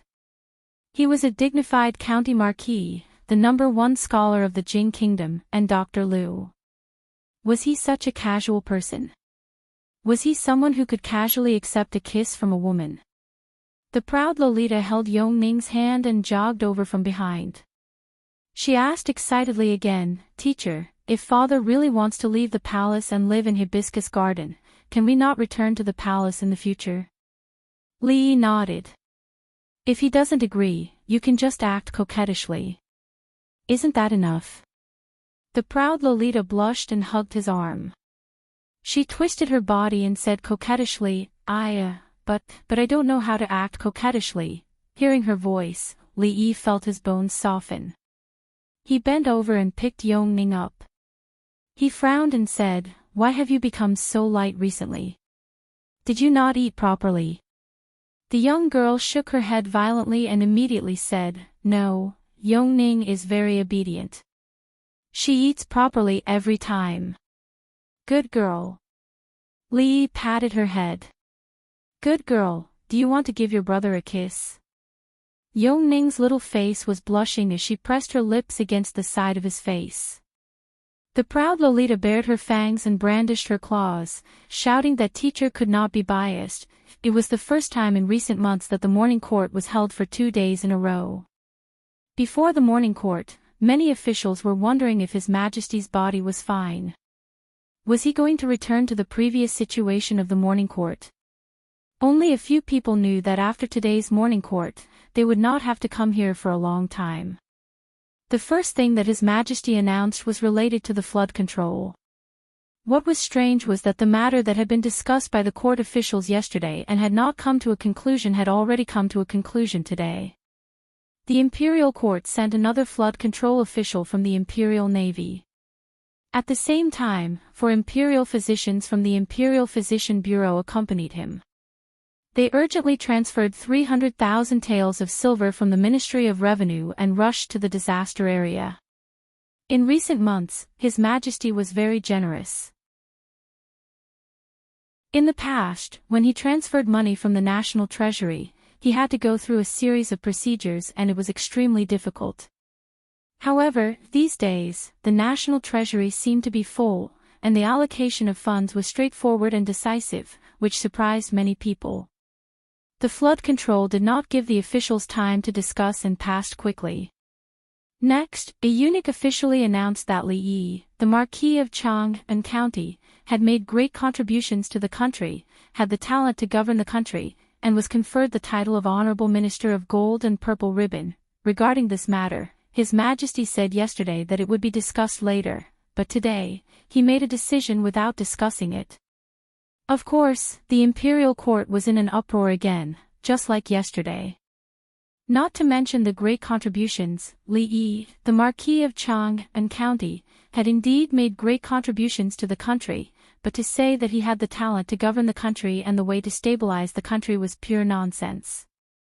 How could a young man in his early 20s, who had never really entered the imperial court and had never put forward any meaningful political opinions, be qualified to receive the special honor that most civil officials could not pursue in their lifetime? Your Majesty, this is absolutely not appropriate. This is a serious matter, Your Majesty, please think twice. How can Li Yi be qualified? Your Majesty, you must not spoil him too much. Seeing that many officials stood out, Emperor Jing gestured for them to calm down. After the imperial court quieted down, he looked in a certain direction and asked, Minister Su, what do you think? As soon as he finished speaking, a white-haired old man came out of the crowd, and all the officials made way for him. Lord Su was a veteran of 3 dynasties and had been in politics for decades. He was devoted to the country and had a high prestige in the imperial court. Yesterday, he was the one who firmly opposed His Majesty's decision. Many people suddenly felt relieved. It seemed that His Majesty had considered the opinions of these old officials. They were insignificant, and His Majesty would not ignore Lord Su's words, would he? The people who stood out to oppose instantly felt that they had a backbone. The old man walked out of the crowd and bowed, saying, although Marquis Li is young, he is a hero of his generation. Your Majesty, you have a discerning eye, and you have obtained the pillar of the country. I congratulate Your Majesty and the Jing Kingdom. The old man stood in front of the crowd, and the officials behind him who had firmly opposed this matter just now froze. Their eyes were full of doubts and puzzlement. Had Lord Su become muddle-headed? Hadn't he firmly opposed this matter yesterday? It had only been a day, how could he change his opinion so completely? What about your integrity as an old official of 3 dynasties? This was not right. Chapter 783. After Lord Su spoke, Emperor Jing nodded and looked to the other side, Minister Wei. A middle-aged man came out, bowed and said, I congratulate Your Majesty. This was a minister in charge of reviewing and refuting the emperor's edict. He had the power to return the emperor's edict and reject the memorials of the officials. Among the 4 ministers in charge of the emperor's edict, Lord Wei was the one that His Majesty valued the most. Emperor Jing turned his eyes again, Minister Yang. A Renhuang of the Secretariat, who had been valued recently, stood out and said loudly, I congratulate Your Majesty. Emperor Jing looked to the front. Prime Minister Shen raised his head and said with a smile, Your Majesty is wise. The originally noisy imperial court gradually quietened down as several high-ranking officials spoke one after another. Something was wrong. Something was very wrong. The officials that His Majesty had just named were all important officials who had great power in the court. They had no personal relationship with County Marquis Li. Yesterday, they did not agree with His Majesty's reward for County Marquis Li. But today, what happened to them? The officials who were opposed to this matter and planned to wait and see immediately gave up some ideas. To be able to change the minds of these court officials, there must be an inside story to this matter. And more than a dozen people who were sharp and strongly opposed to this matter just now stood there in a daze. At this moment, they finally felt a kind of feeling called loneliness. At this moment, Emperor Jing looked down and said again, "Where is Minister Qin?" More than a dozen people heard this and were all shocked. They looked in a certain direction at the same time. Yes, Prime Minister Qin. They still had Prime Minister Qin. No matter what, Prime Minister Qin was on their side. At this moment, they no longer hoped that His Majesty could change his decision. They only hoped that there could be a leader who could be their backer and help them withstand the pressure from other officials. Prime Minister Qin looked a little absent-minded. After leaving the palace yesterday, he directly returned to the mansion and repeatedly thought about what Li Yi said. He didn't see any guests and he didn't sleep for a whole night. Until this morning, some ideas about the state affairs that were very vague in his mind were clear enough to appear on the paper. He raised his head and said with a slightly hoarse voice, "Your Majesty is wise."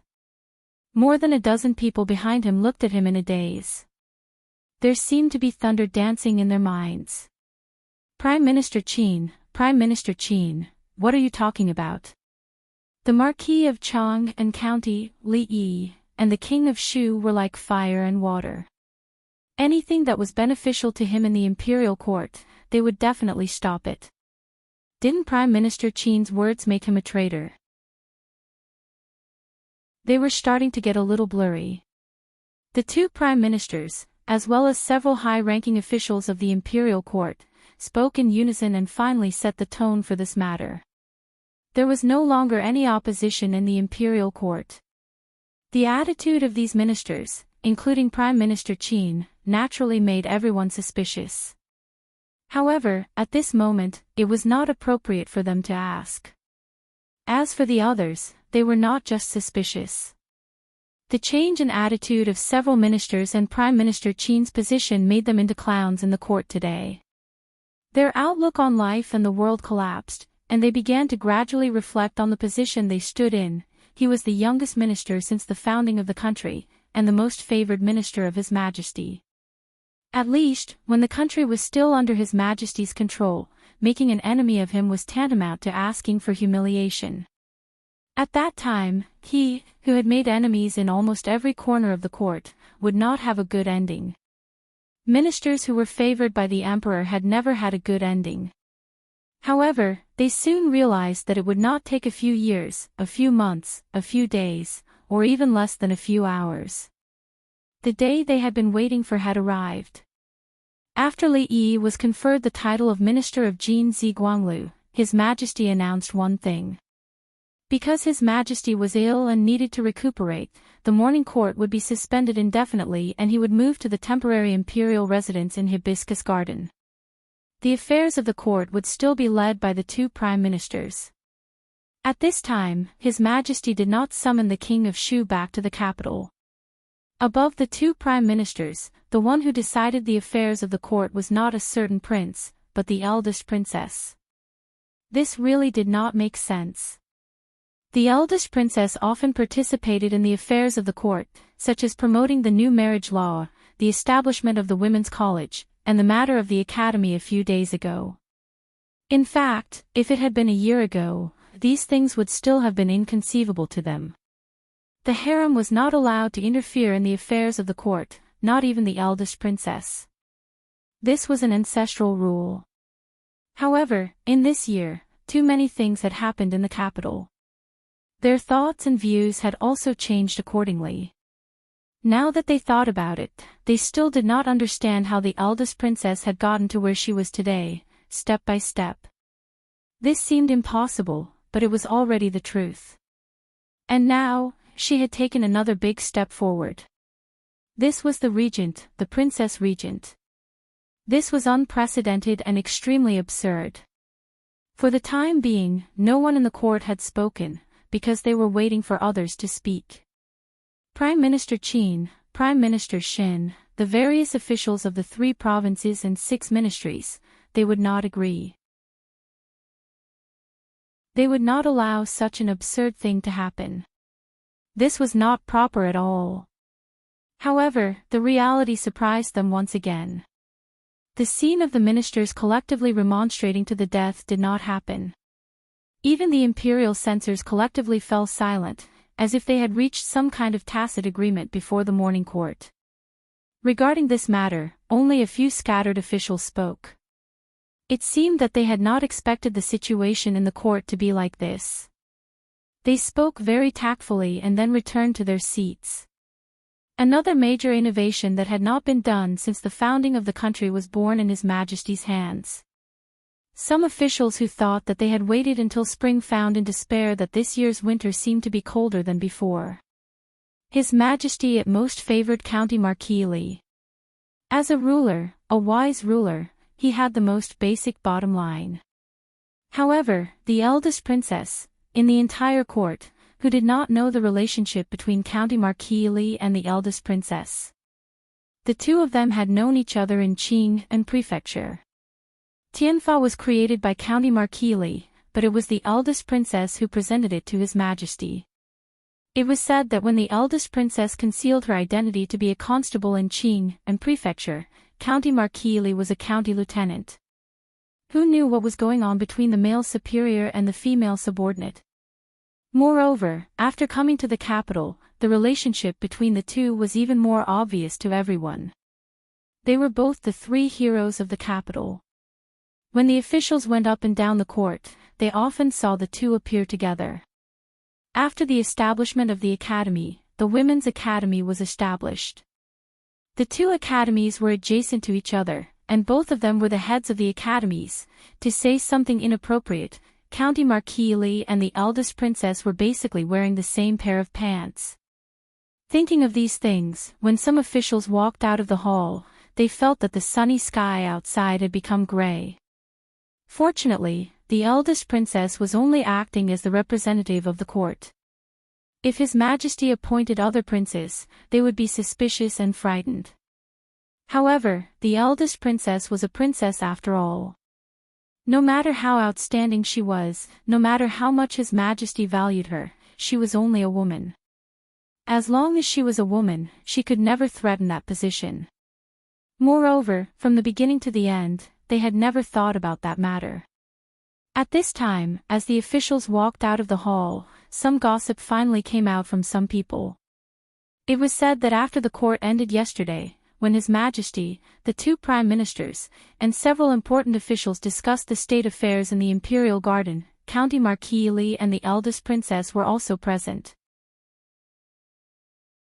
At that time, on the state affairs, the two of them showed talents that shocked and even convinced the emperor and several officials. Just now, Lord Su said that he was an outstanding talent of the generation and the pillar of the country, which was the reason. And Prime Minister Qin, Prime Minister Shen, and other officials did not oppose it, which was probably the same reason. Lord Su and Prime Minister Qin were both elders of the imperial court, with decades of political experience. The person that could shock and convince them, everyone couldn't help but wonder again. Did County Marquis Lee really have the talent to govern the country and the way to govern the country, as the imperial edict said? Thinking of what happened in the court just now, they didn't doubt it anymore. After all, the attitudes of the two prime ministers and the ministers could not have changed so quickly. His Majesty also had no reason to suddenly announce that the eldest princess would temporarily take charge of the state affairs. The only explanation was that they were really like what the rumors said. Their views and methods on state affairs had convinced the people present and made His Majesty completely relieved, so he decided to temporarily let go of the state affairs. Thus, the officials, including the two prime ministers, didn't oppose His Majesty's decision at all. Thinking of their ages, many people sighed dejectedly on the way out of the court. A pair of evildoers. As officials in the same imperial court, it was inevitable that they would compare with each other, but the result was really despairing.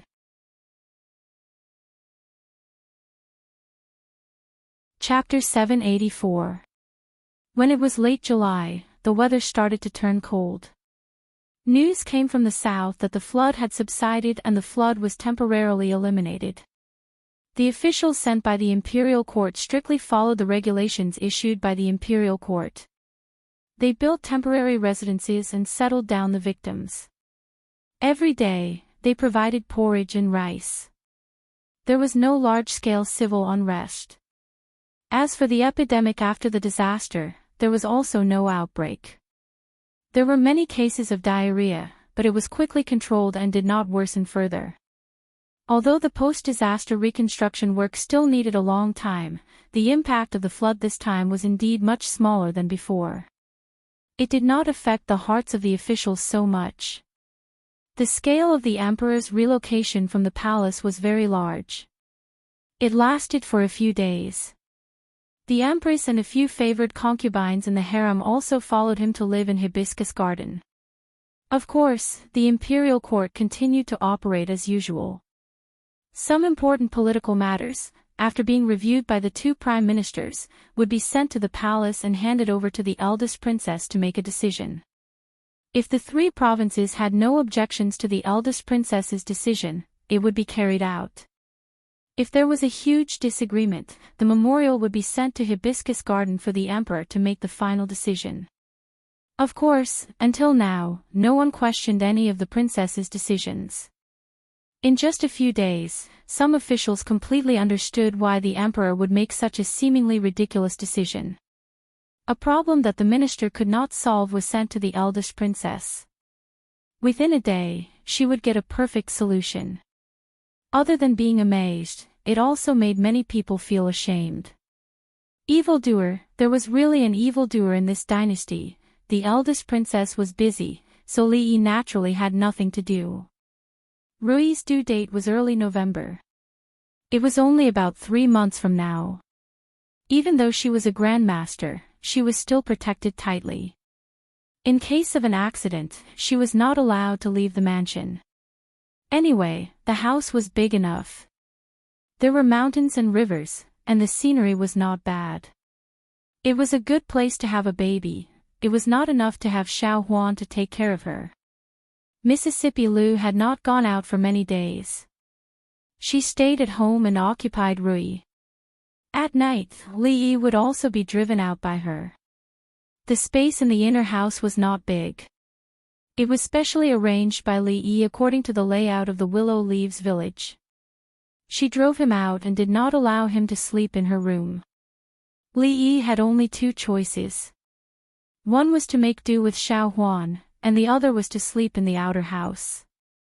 The former was almost ruled out by him without hesitation. Xiao Huan was no longer the young and inexperienced girl she used to be. She had not fully matured yet. The night was long, and Li did not want to make himself suffer. They were now inseparable from Rui. The familiar women of Willow Village often came to talk to him, but they had to avoid talking to him. Li felt that he was redundant. He lay in the yard, basking in the sun and drinking tea. This was the ideal retirement life. After calming down, he had enough time to think about some things. Since a long time ago, he had been laying the foundation for the eldest princess. Now, he had finally seen some results. The next thing to do was to wait. Many things needed enough time to ferment if they wanted to achieve the desired effect. Although no matter what kind of preparation they had made, the final decision was still in the hands of the old emperor. But when her weight in the court became more and more important, to the point of breaking through a certain critical point, it was possible to break some conventional ideas. As for the king of Shu did not have to worry at all. The person involved could not see clearly.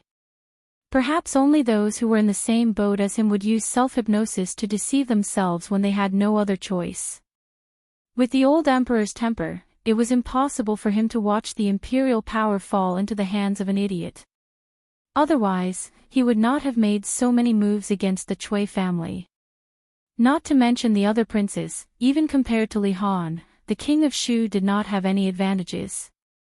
Think about it, more than a year ago, he was still the most powerful prince in the capital city. It was really not easy for him to get to where he was today step by step. Lying comfortably on the rocking chair, he was in a state of relaxation.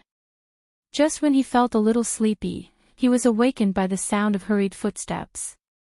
Fong rushed in from outside and said, "Young master, bad news." "What's the matter?" Li Yi sat up from the rocking chair and asked. Fong handed something to Li Yi and said, "Young master, take a look at it yourself." It was a greeting card.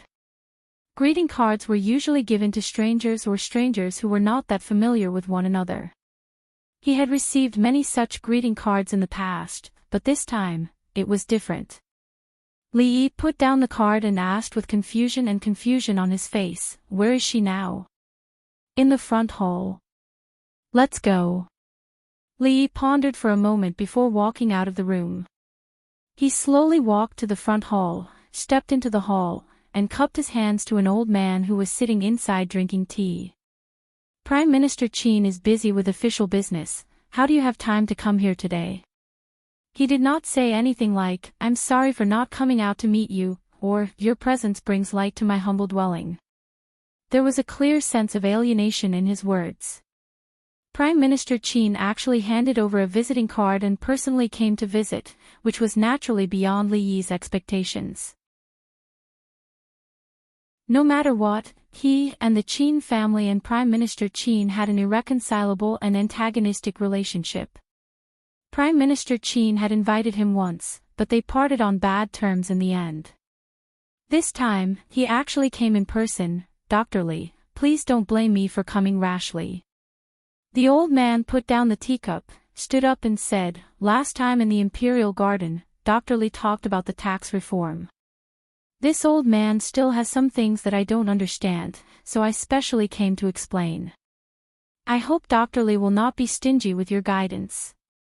He said, Dr. Li, in a calm tone, as if he had completely ignored Li Yi's age. As a veteran of 3 dynasties, there were not many people in the entire court who could be treated like this by him. Li Yi's gaze stopped on Prime Minister Qin's face for a moment, then he nodded and said, "I don't dare to give advice, just treat it as an exchange." "Prime Minister Qin, please sit down."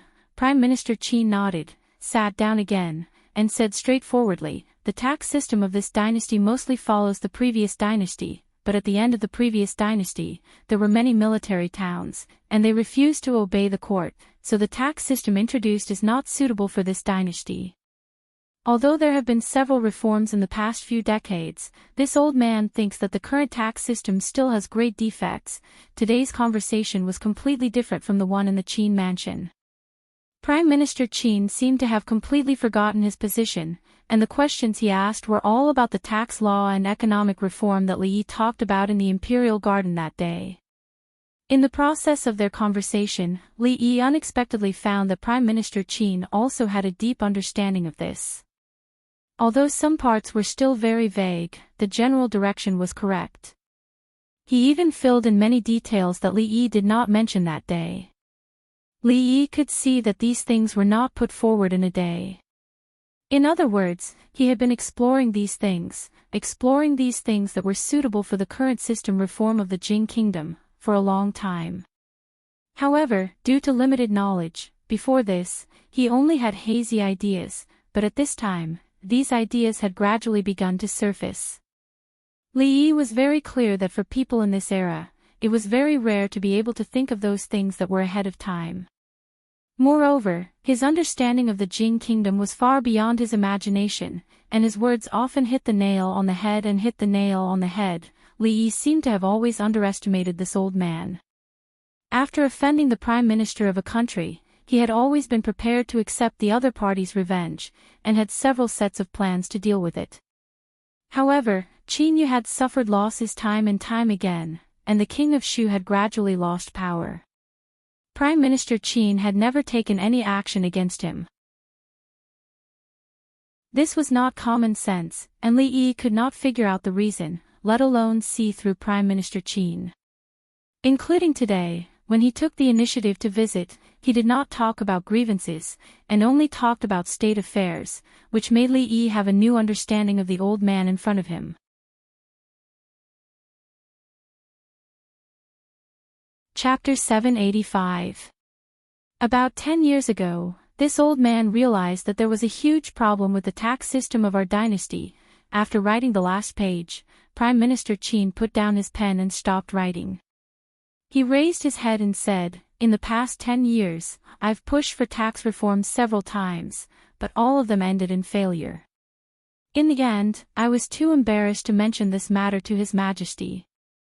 I just had some vague thoughts that I didn't dare to bring up. These days, I've been thinking about what you said in the Imperial Garden that day. If you were born 10 years earlier, 5 years ago, if I could hear what you said, there wouldn't be so many twists and turns in the Imperial Court and the people these years. Prime Minister Qin looked at Li Yi and said calmly, Lord Su is right. You're the hero of your generation. I am not as good as you.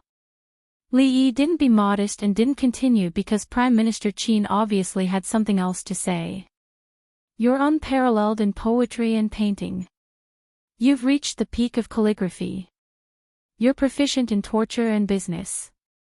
You created Tian Fa, offered horseshoes, repelled the enemy, started arithmetic, and got rid of vermin. Prime Minister Qin seemed to be very familiar with Li Yi's past.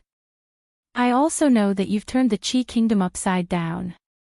The Crown Prince and the third prince of the Qi kingdom are fighting fiercely for the throne. The imperial court is unstable and people are anxious. You've made countless contributions to our Jing kingdom. When I was your age, I didn't pass the imperial examinations and was still worried about my future. But you have already been conferred the title of Duke and Marquis, and you are the youngest minister in history. No wonder His Majesty favors you. Being praised by an elder, Li Yi blushed slightly and felt a little embarrassed. It turned out that he was so outstanding. He couldn't see it usually, but, you are too young. Prime Minister Qin looked at him with a serious expression and said, the tallest tree in the forest will be destroyed by the wind. When things reach an extreme, they will move in the opposite direction. Since ancient times, the favored officials of the emperor rarely have good endings. Moreover, do you know whose interests will be lost in the end with those reforms you mentioned? The old emperor's greatest enemy was some of the major clans. The measures he proposed naturally wouldn't let those people have an easy time. If not for this, the old emperor would not have trusted Emingzu to handle the state affairs. Your existence is the blessing of His Majesty, the blessing of the people. Prime Minister Qin stood up, looked at him and said, I hope you can remember what I said today. Li Yi looked at him and asked, why? What he said was naturally from the standpoint of the two of them. Prime Minister Qin had no reason to say such words to him, nor did he have any obligation to do so. Why did he say these words today? I am the master of the Qin family, the Prime Minister of the Jing Kingdom, the Prime Minister of His Majesty, the Prime Minister of the people. If this reform can be carried out smoothly, the country will be rich, the people will be strong, and the people will live in peace. Prime Minister Qin looked at him deeply, cupped his hands and bowed deeply. This bow, on behalf of all the civil and military officials in the court, on behalf of the people of the Jing Kingdom. It was already too late for Li Yi to dodge. In reality, by the time he reacted, Prime Minister Qin had already straightened his body and was walking out the door with large strides. At the door, a certain Water Bureau official who had just been brought in by Fong stood in a daze. He rubbed his eyes, and after confirming it, he couldn't help but be petrified on the spot. When Li Yi walked out of the mansion, a carriage had already started off into the distance. He looked in a certain direction for a long time and began to understand why those old, stubborn people in the court were so stubborn. Unfortunately, Prime Minister Qin was Prime Minister Qin, and the Qin family was the Qin family. After a while, he turned his head to look at the Water Bureau official behind him and asked, "What is the matter, Junior Supervisor Su?" The official looked in a certain direction, swallowed a few times, and then said, "Concerning the compilation of the commentary on the Water Classic, Minister Chang had me ask Lord Li, Duke Chen Fu. You said that Prime Minister Qin went to the Li Fu yesterday and even bowed to that Li Yi." Chen Chong looked at the official in front of him and frowned. "Are you sure you didn't see wrong?" The official shook his head with a bitter smile. "It shouldn't be wrong." The news came from the Water Bureau. It said that the junior supervisor of the Water Bureau saw it with his own eyes. This lowly official investigated this morning. Yesterday, Prime Minister Qin, did indeed go to that place. Prime Minister Qin, what is he doing? Chen Chong frowned. Although they all belonged to the King of Shu's faction, in terms of division, they and Prime Minister Qin did not belong to the same camp. The group of civil officials led by Prime Minister Qin and the officials and nobles led by the Cui and Chen families had the same goals, but they almost never interfered with each other. Moreover, Prime Minister Qin had a high position and great power. His thoughts were hard to guess. The power in the court that leaned towards the King of Shu was already far from what it was in the past. Could it be that even Prime Minister Qin, below, the Assistant Minister of Revenue, Xing Shichen, thought for a moment and said, "This matter may not be as the rumors say. County Marquis Li is a minister of golden honor. It is not impossible for Prime Minister Qin to find him to discuss court affairs." Chen Chong raised his eyes and said, "Is there a need to bow when discussing state affairs?" The hall immediately became silent. After a long time, an official sighed and said, "His Majesty temporarily released court affairs. For Her Highness, it was originally a great opportunity. She could have used this opportunity to return to the capital and take charge of court affairs. But who would have thought that His Majesty would completely entrust court affairs to the eldest princess? Our petitions to summon Her Highness back to the capital have all been rejected by His Majesty. Her Highness's situation in court is becoming worse and worse. If this continues, I'm afraid," Chen Chong nodded and said, "the most important thing right now is to have Her Highness return to the capital. Tell me, what methods do you have?" The few people thought for a moment and then began to speak. "Noble Consort Chui's birthday is approaching. His Majesty places great importance on filial piety. It is reasonable for Her Highness to return to the capital at that time. After Her Highness's birthday, we can think of a way to have Her Highness stay. We can say that she is ill and stay. At that time, we can unite the court officials and ask His Majesty to have Her Highness replace the eldest princess in governing. This method is feasible. What does Minister think?" Chen Chong nodded. Just as he was about to speak, someone walked in from outside and said in a small voice, "Second Master, Miss has returned from visiting her family." Hearing this, Chen Chong's face immediately lit up. He stood up and waved his hand at the people. "I have important matters to attend to right now. We will discuss Her Highness's return to the capital later." Finishing, he hurriedly left, completely ignoring the stunned expressions on the faces of the people in the hall. Everyone watched as he quickly left, their hearts like 10,000 horses galloping. What matter could be more important than this? Didn't he just say that the most important thing right now was to have Her Highness return to the capital? In the garden of the Qin estate, Chen Chong looked at the white-haired woman and asked with a smile, "How is it? Is Aunt well?" The white-haired woman nodded and said, "Her body has always been healthy." She even asked about Big Brother and Second Brother. She turned her head to look in a certain direction and said, "Second Brother still has matters to attend to. The Lord seemed to be waiting over there. It's all a small matter. It's not important. Let them wait for a while." Chen Chong waved his hand and said, "Third sister, your birthday is approaching. How do you want to celebrate it? Tell Second Brother and Second Brother will help you." The white-haired woman shook her head and said, "Birthdays have to be celebrated every year. Second Brother doesn't need to make such a big fuss. It's enough for our family to be together." Chen Chong hurriedly waved his hand. No, birthdays only happen once a year. It has to be celebrated, it has to be celebrated.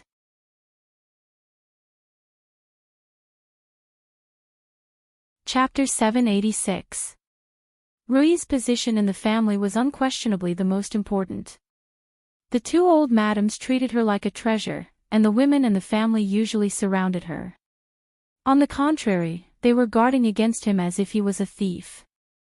Today, the old madam took her to the old house, saying that she would let the ancestors of the Li family see her and ask them to bless her. Li let them go. Mississippi Lu and Xiao Huan also went, leaving him alone in the house. Li Yi walked out of the room and saw the sloppy old man and Fong sitting cross-legged in the yard. The two of them had been inseparable recently. Every day, they would sit cross-legged and motionless under the sun for a few hours. Li Yi even wondered if there was some kind of martial art that could make people photosynthesize like plants and increase their power. He walked to the porch. The sloppy old man opened his eyes and asked, "Going out?" "Where to?" Li Yi waved his hand and said, "Just walking around."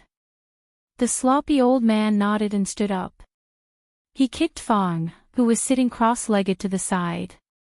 "Prepare the carriage. We are going to Willow Lane." "Are the rumors true?" "Prime Minister Qin, he treats you." In the small yard of Willow Lane, Xing Zumo looked at Li Yi in disbelief.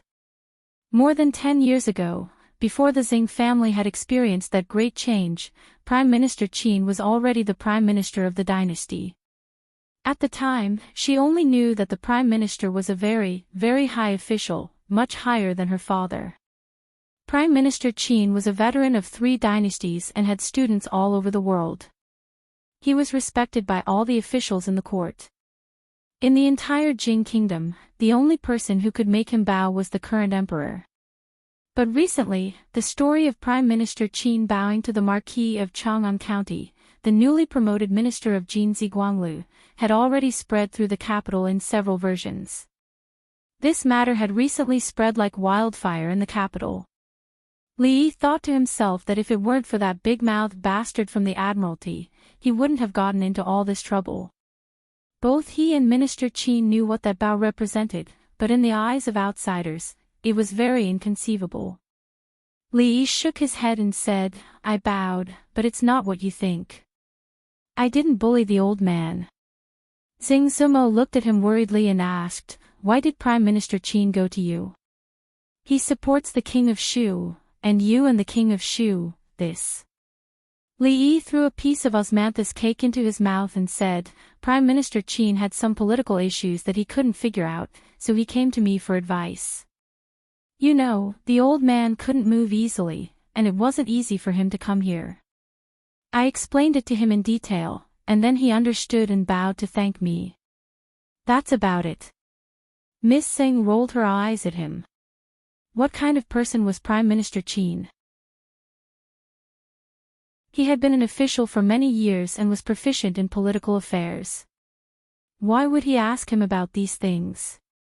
However, since Li Yi said it so easily, she gradually relaxed and no longer asked. A burst of light footsteps came from behind. Ruoqing put a small bundle on the table and said, "Miss Lu is about to give birth, right? I have nothing to do these days, so I made some small clothes. If you don't mind, you can give them to your child to wear in the future." Xiao Zhu muttered, "What do you mean by having nothing to do? You clearly work very late every night."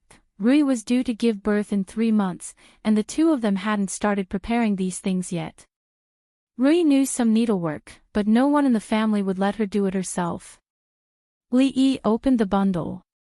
The small clothes were very exquisite, with fine stitches and very diverse styles. There were several sets of clothes for boys and girls. He smiled and said, "Ruoqing is clever with her hands. It just so happens that we don't have to prepare them." As he spoke, he picked up another one from the pile. The stitches were crooked. It didn't look like clothes at all. It was clearly a few pieces of sewn cloth. Compared with the other clothes, it was like heaven and earth. Li Yi picked it up in surprise and asked, "This?" For fear that Li Yi didn't know, Xiao Chui, who was standing behind Xing Zumo, immediately reminded him, "This was made by our young lady. No one will think you're mute if you don't speak." Xing Zumo looked back at her and grabbed it from Li Yi in a panic. She explained, "I just sewed it casually. It's not for you. Maybe Sister Ruoqing accidentally put it in." Xiao Chui hit a little further and said, "It's obvious that young lady's fingers were pricked many times by needles to make this dress." Xing Zumo wanted to stand up and cover her mouth, but her hand was caught. Li Yi looked at the few red spots on her fingers and frowned at her. He said, Miss Ruoqing is clever with her hands. Why do you want to join in the fun? You don't know how to do needlework. It's better if you don't do these things in the future. With her hand held by him, Xing Zumo's pretty face was slightly red. She lowered her voice and said, other than this, I can't do anything else. Young lady, you can still have children even if you don't know how to make clothes. Xiao Chui stood behind her and reminded her. Xiao Chui. Xing Zumo suddenly pulled her hand back from Li Yi's hand. She gritted her teeth and looked at her fiercely. Xiao Chui let out a scream and ran away quickly. Another figure with a red face quickly stood up and chased after her. The two chasing figures disappeared behind the moon gate. Li Yi looked at Ruoqing and said, it must be very tiring to make these things. Thank you. Ruoqing shook her head and said, I haven't done it for a long time. I'm a bit rusty. Just don't laugh at me. Li Yi picked up a piece and looked at it repeatedly in his hand. He smiled and said, it's very beautiful. I like it very much. He didn't say thank you or anything like that. They had been together for a long time. There was no need for such things between the two of them. Has everything been okay recently? Li Yi put away the clothes, including the one that couldn't be called a dress, and then looked at her and asked. As a boss, he was clearly incompetent. The Li family had too many businesses now. He couldn't take care of everything. She had always been in charge of the businesses that radiated out from the brothel. Without her, many things wouldn't be so smooth. Li Yi estimated that he would be in a mess for a while. Everything is going well in the brothel. The situation in the capital city has entered a period of stability. The situation in the other prefectures is also relatively stable. Wan Ruoqing nodded and explained the situation in the brothel to him. Then she thought of another thing, but what? Li Yi looked up at her. Wan Ruoqing thought about it and shook her head slightly. A few days ago, something strange happened, but it's nothing. They probably mistook me for someone else. She looked at Li Yi and asked with a smile, you're going back soon, right? I still have some osmanthus cakes in my room. Take them back with you. There's no hurry. Li Yi waved his hand and said with a smile, there's no one at home. I'm planning to eat here today. Wan Ruoqing was stunned. Then she stood up and said, then I'll go prepare. Let's go together. Li Yi got up and walked in the direction of the kitchen. After a while, Xiao Chui appeared at the door of the kitchen with her hands covering her butt. She looked out and said in surprise, Li, you're eating here today. Li nodded and said, come and wash these dishes. Xiao Chui happily took the dishes and went out. Soon, a figure walked into the kitchen. Xing Zumo looked around and asked, what can I do? Li Yi turned around and didn't speak. He just mouthed something. After a moment of confusion, Xing Zumo immediately realized what he had just said.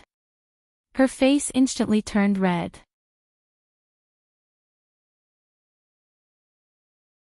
Chapter 787. Sure enough, the atmosphere would only be better if there were more people around. Xiao Chui was always so enthusiastic and kept putting food into his bowl. The food in Li Yi's bowl had piled up into a small hill and he was a little stuffed. He had to remind her next time to be a little less enthusiastic because he actually couldn't eat that much. Let's go. Li Yi rubbed the soft flesh on his waist that was still aching. He stepped into the carriage with a smile on his face and waved his hand. Fong and the sloppy old man sat on both sides of the carriage. The sloppy old man looked back and said in a low voice, don't you think your son-in-law's smile today is very, very lewd, isn't it? Fong smacked his lips and said. Today's meal was very sumptuous. With the son-in-law, no matter where he went, he would never treat his mouth badly. Before the sloppy old man nodded, a foot stretched out from the carriage and kicked Fong off the carriage. The sloppy old man glanced at him and sneered. "Young man, you will be at a disadvantage if you tell the truth these days. You should weigh your own strength first." After saying that, he moved 3 feet to the side lightly, making Li Yi's kick miss. It was noon when he returned home. Li Yi got off the carriage and thought about where he should go for a free meal in the afternoon. He saw a carriage parked at the gate of the mansion. Rui and the others came back at night. The carriage looked very ordinary, but such an ordinary carriage would not be parked here. There was not even a guard at the gate. Li Yi's heart skipped a beat. Could it be that his house was broken into? In broad daylight, there wouldn't be such a daring thief. Li Yi walked into the house and went straight into the inner courtyard. He immediately saw someone lying on his rocking chair, rocking happily. When he stepped into the courtyard, the old emperor sat up from the rocking chair and waved his hand. "This chair is comfortable. Come, put it away. When you leave, move it back to Hibiscus Garden for me." Li Yi stared blankly at the 2 guards carrying away his precious rocking chair. His premonition just now was not wrong. In broad daylight, the sky was clear, and the house was indeed broken into. The old emperor tilted his head to take a look, then walked over and said with dissatisfaction, "What's going on? It's not easy for me to visit your family, but there's no one at home. Where have you been?" Li Yi's face revealed a look of astonishment. "Stealing, no, robbing, and doing it in front of the owner. What's wrong with this? We're all emperors like this." Li Yi looked at him and said in a daze, "Your Majesty, this is, all right, don't say anything else." Jing Emperor waved his hand and said, "Prepare another table of food like the last time. Shaoning and Yongning are about to finish school. I will go pick them up and stroll on the street for 4 hours. After 4 hours, I want to see the food ready. Otherwise, I will tell your wife that you went out to fool around with other women while she was away." "Your Majesty, what are you saying?" Li Yi smiled and said, "I went out to do something, not to." The old emperor took 2 steps closer and sniffed fiercely. He raised 4 fingers at Li Yi and said, "Rose, jasmine, and 2 women who didn't use perfume. 4 women. And, if I remember correctly, you have 2 female friends in Willow Lane. The other 2 should be their maids. Do I need to continue?" "Your Majesty, you mentioned what to eat today. Is it the same as last time?" "I will go and prepare it now." Even a dog's nose was not so sensitive. Li Yi cupped his hands and walked straight in the direction of the kitchen. The reason why he promised him was because he pitied this old man. He had lived for a lifetime and only now did he realize the joy of being human. It was definitely not because he fooled around. After relieving the heavy burden, the old emperor looked less and less like an emperor. Not only did he rob in broad daylight, but he even did such inhumane things like threatening an official. If this was known by future generations, they would criticize him to death. Where was the caretaker who recorded the emperor's words and actions? This part must be recorded. Forget it, it was better to leave this part out. Although his moral character was corrupt, his complexion was indeed much better than before. His illness had a lot to do with his mood and fatigue. If he could live in a comfortable environment, he would be able to greatly prolong his life. However, things were always like that. Since someone had removed the burden, naturally, someone had to carry it. The eldest princess's complexion did not look good. Being an emperor was an extremely exhausting task. Even martial arts masters could not bear it. This was also one of the reasons why those diligent and wise monarchs in history did not live long. 4 hours was not a short time. There was still time to save an hour for cooking. Li Yi made some necessary preparations before lowering his head and asking, "How do you feel?"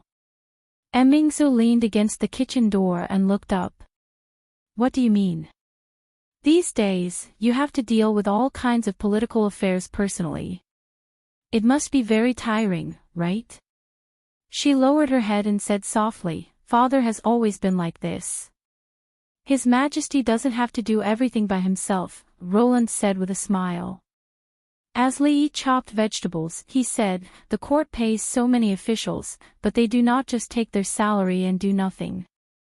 I guess that whenever those people encounter any difficulties, they will ask you to make the decision. In the long run, even a grandmaster will be mentally and physically exhausted. You have to limit the number of reports that are sent to you every day and have the Minister of State check them. Other than those major matters, don't just send any reports to you. Minor matters to the court, but to a family of 3, it may be a matter of life and death. Mingzi shook her head and said, how do you differentiate between major matters and minor matters? Important matters that concern the lives of a family of 3 will naturally be handled by the local officials. Li Yi looked at her and said, you are the empress, what you are exercising now is the power of an emperor. Important matters that concern the fate of the country should be decided by you. Mingzi looked at him and said, why don't you help me? Li Yi was startled. He lowered his head and murmured, where were we just now? Oh, right, speaking of how to cook this fish, do you think it should be steamed or braised? Shanning likes to eat braised fish. Steamed is good for His Majesty's health. He looked up at Mingzi and asked, why don't we steam half and braise the other half? Mingzi looked straight at him and said, speaking of which, you will enter the palace to help me. Li Yi nodded and said, sure enough, steamed is better. After all the preparations were done, there was no need to rush. Li Yi washed his hands and wiped them clean. He walked to the courtyard and stood in front of Mingzi. He looked straight into her eyes and asked, now tell me, do you like what you have done these past few days?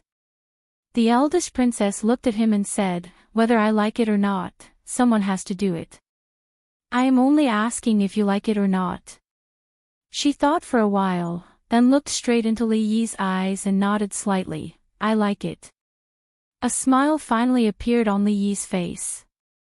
With her words, he had a reason for everything he had done in the past and in the future. The weight on his chest was lifted. Li Yi felt that his eyes must be shining at this moment. Even he himself felt that it was a bit dazzling. Then he realized that it was not his eyes that were shining, but the jewel embedded in the autumn water in Mississippi Lu's hand that was shining brightly under the sunlight. At the door, Mississippi Lu held her sword in front of her chest and looked straight at him. She asked, what did she say she liked?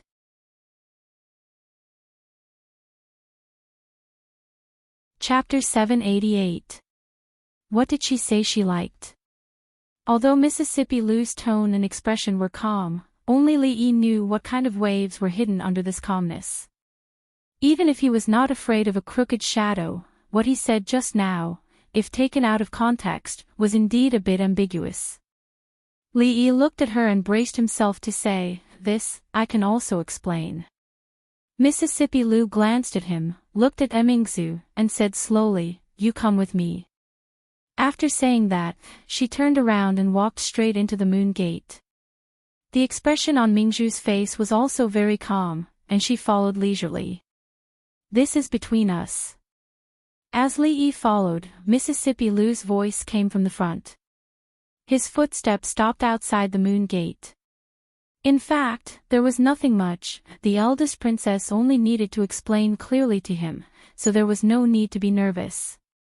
After all, Mississippi Lu was not an unreasonable person, she was usually unreasonable only to herself. Somewhere in the inner courtyard. The figure at the front with the sword stopped, Mingzi walked over, kept a few steps away from Mississippi Lu, and said calmly, he just asked if I liked the affairs of the court. I said I like it, that's all.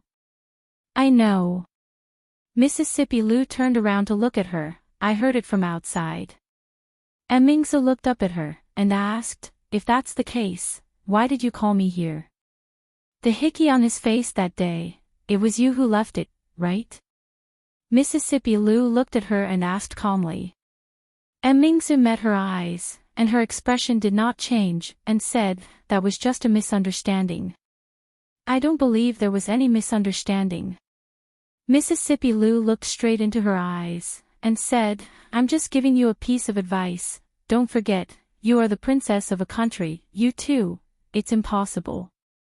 Mingzu was startled, and a smile quickly appeared on her face, and she looked at her and asked, "Are you saying this for your sister, or for yourself?" "What do you mean?" "Whatever you mean is what I mean." The two of them stared at each other in the air, and there seemed to be the sound of metal clashing. Same old rules. Old rules. Li Yi felt that it wouldn't take long to explain this matter. It had already been a quarter of an hour. Why hadn't the two of them come out yet? After waiting for half an hour, he finally couldn't bear it anymore and walked in. He quickly passed through the two moon gates and saw Mississippi Lu standing with her back facing him. The Princess Royal was standing opposite her, her chest was heaving up and down, her cheeks were slightly red, and there were fine beads of sweat on her forehead. He took 2 quick steps and stood between the two of them. Then, he turned around and looked at Mississippi Lu. She was also flushed, her chest was heaving up and down, and she was sweating profusely. Looking at the two of them, could it be that they were avoiding him on purpose and had a fight in secret? Mingzu adjusted her breathing and said slowly, "Your heart is unstable." Li Yi's eyes widened. He was extremely surprised. Could it be that Mississippi Lu lost just now? In a fight between masters, victory or defeat was determined by a hair's breadth. If one of them was bitten by a mosquito, ate too much, or had her period come, it would affect their performance. Logically speaking, it was common for people with similar strength to have wins and losses in a fight. He and Mississippi Lu often lost when sparring, which was very normal. The problem was that Mississippi Lu did not have her period today. In the past, she had never lost when sparring with the Princess Royal Highness. This was the first time she was at a disadvantage. It was going to be troublesome. A loss is a loss. Half a move is also a loss. There's no reason for it. Mississippi Lu didn't seem to care about this matter. She turned around and walked inside. After a few steps, she stopped and turned back to ask, "I'm going to take a shower. Do you want to join me?" "Together?" Li Yi was stunned. Then, he said with some embarrassment, "I don't think that's a good idea, everything had a process." He was a conservative person. Such an open-minded thing, his heart still couldn't accept it. It wasn't until Mingzu turned around and stared at him for a long time that Li Yi finally understood. He quickly nodded and said, "Yes, there's a hot spring at the back. You two were just sparring and sweating all over. Go take a shower and change your clothes. It's time to eat later." When he first decided to buy this mansion, it wasn't just because of its environment and location. There was actually a spring there, and it was even warm. In winter, he could soak in it, hug women on his left and drink warm grape wine. It was definitely a great enjoyment in life. Before moving in, Li Yi ordered people to renovate the place. Not to mention 2 people, it wouldn't be crowded even if 10 people soaked in it. In summer, it could even be used as a swimming pool. Okay. Since she had invited, Mingzu naturally couldn't reject. They were both women, so it wasn't a big deal to bathe together. If she rejected, it would seem like she was afraid of the other party. Seeing the two of them walk to the back, Li Yi sat on a stone bench at the side. His heart finally relaxed. It was good that everything was fine. It seemed like the misunderstanding from last time had been resolved just like that. Mississippi Lu was more understanding than he had imagined. He looked back. He forgot to ask just now. He didn't know if the two of them needed a back rub. Her Royal Highness couldn't possibly serve others, and Mississippi Lu wasn't someone who would wait on others. Should he find 2 maids? Not long after this thought appeared, he saw the Princess Royal walk out from inside alone. "You finished bathing so quickly." Li Yi looked at her in surprise. "Didn't they say that girls needed at least an hour to bathe?" She went in and came out in a few minutes at most. No matter how fast she was, it shouldn't be this fast. Mingzu sat on the other side and said coldly, "I've never bathed with others before. I'm not used to it. I'll go in after she comes out." This was obviously a lie. Tsundra Lolita often bathed with her, and when she went in, her expression was calm. When she came out, she was obviously unhappy. It was definitely not as simple as being not used to it. Unless, Li Yi looked at her up and down, and his eyes finally stopped at a certain spot. He seemed to understand something.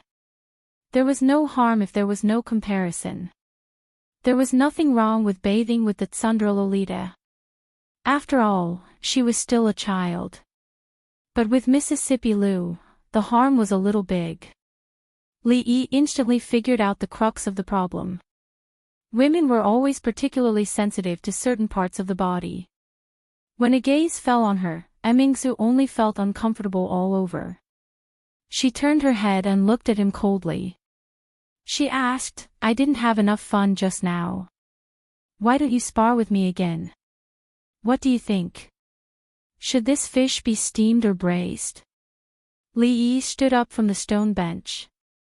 As he walked outside, he muttered to himself, "How about sweet and sour?" When he walked to the door of the kitchen, his footsteps stopped. He looked back and wondered, who won?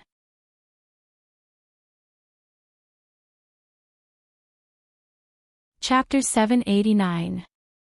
Li Yi thought about it carefully and felt that Mississippi Lu had won. Because the two of them were similar in strength, there had been no clear winner in many competitions. Mississippi Lu might have fallen behind due to her bad mood or some other reason. The next time the Princess Royal was in a bad mood or needed to entertain her best friend, Mississippi Lu might have won. In other words, the chances of them winning were 50-50. On the other hand, the Princess Royal had lost completely. Mississippi Lu was more sophisticated in that aspect. It was a one-sided victory. If there were no accidents, she would never be able to make a comeback. The Princess Royal was the most pitiful. Li Yi decided to treat her better and make one more soup today.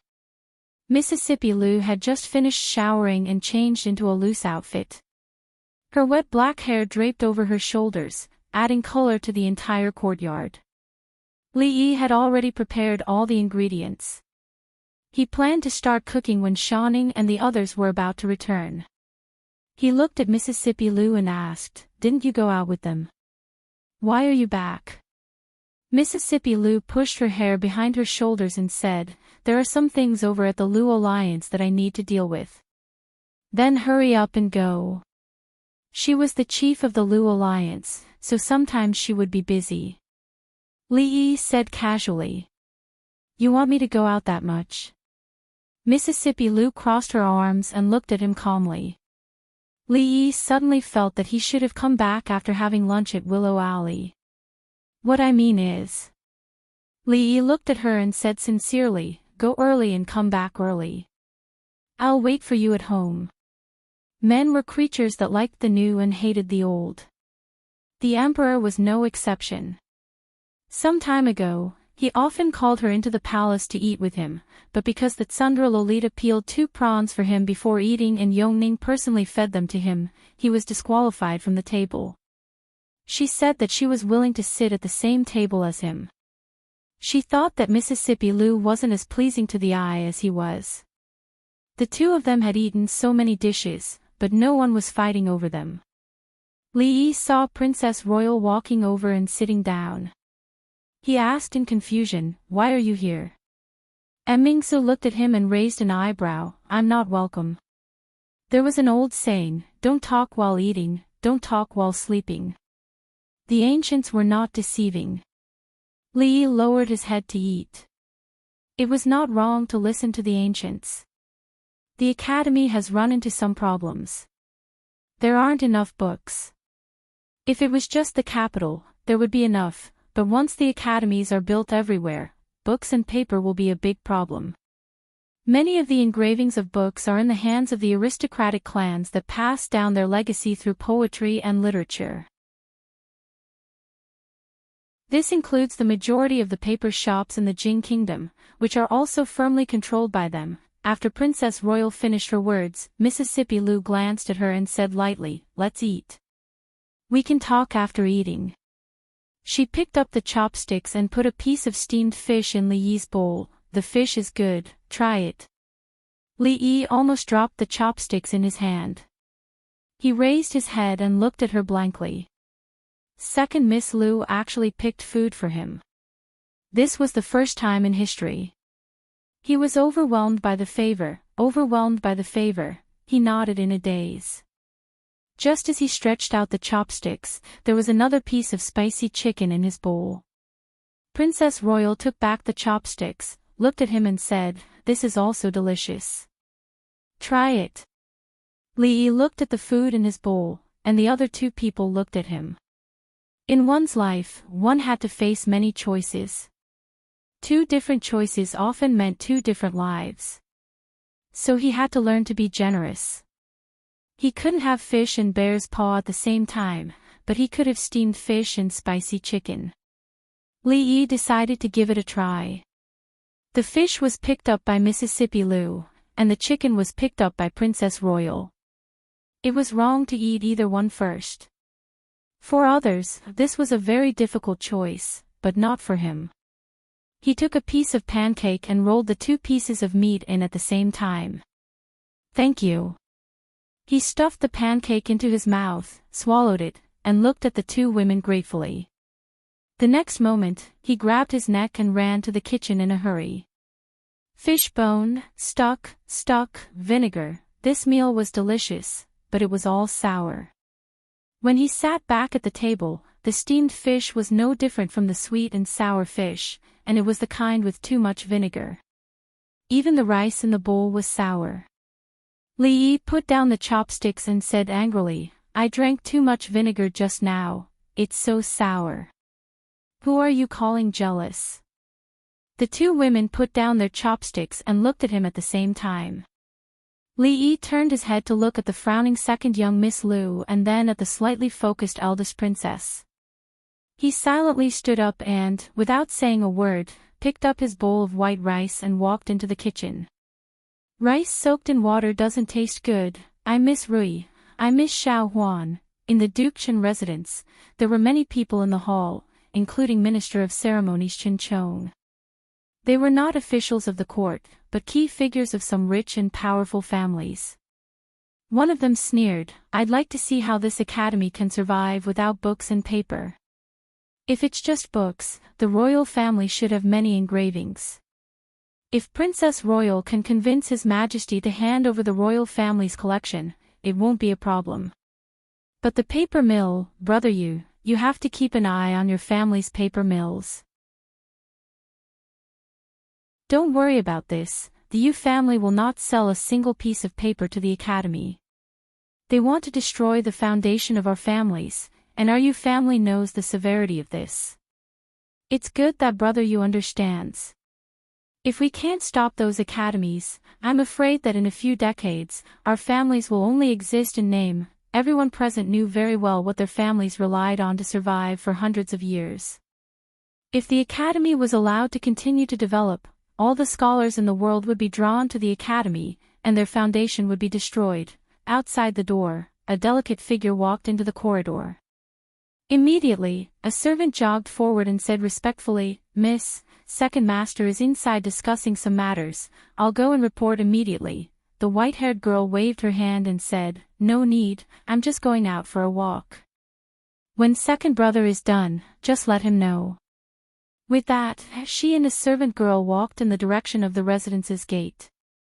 On a street somewhere in the capital, a young woman walked in front, and a young girl followed closely behind.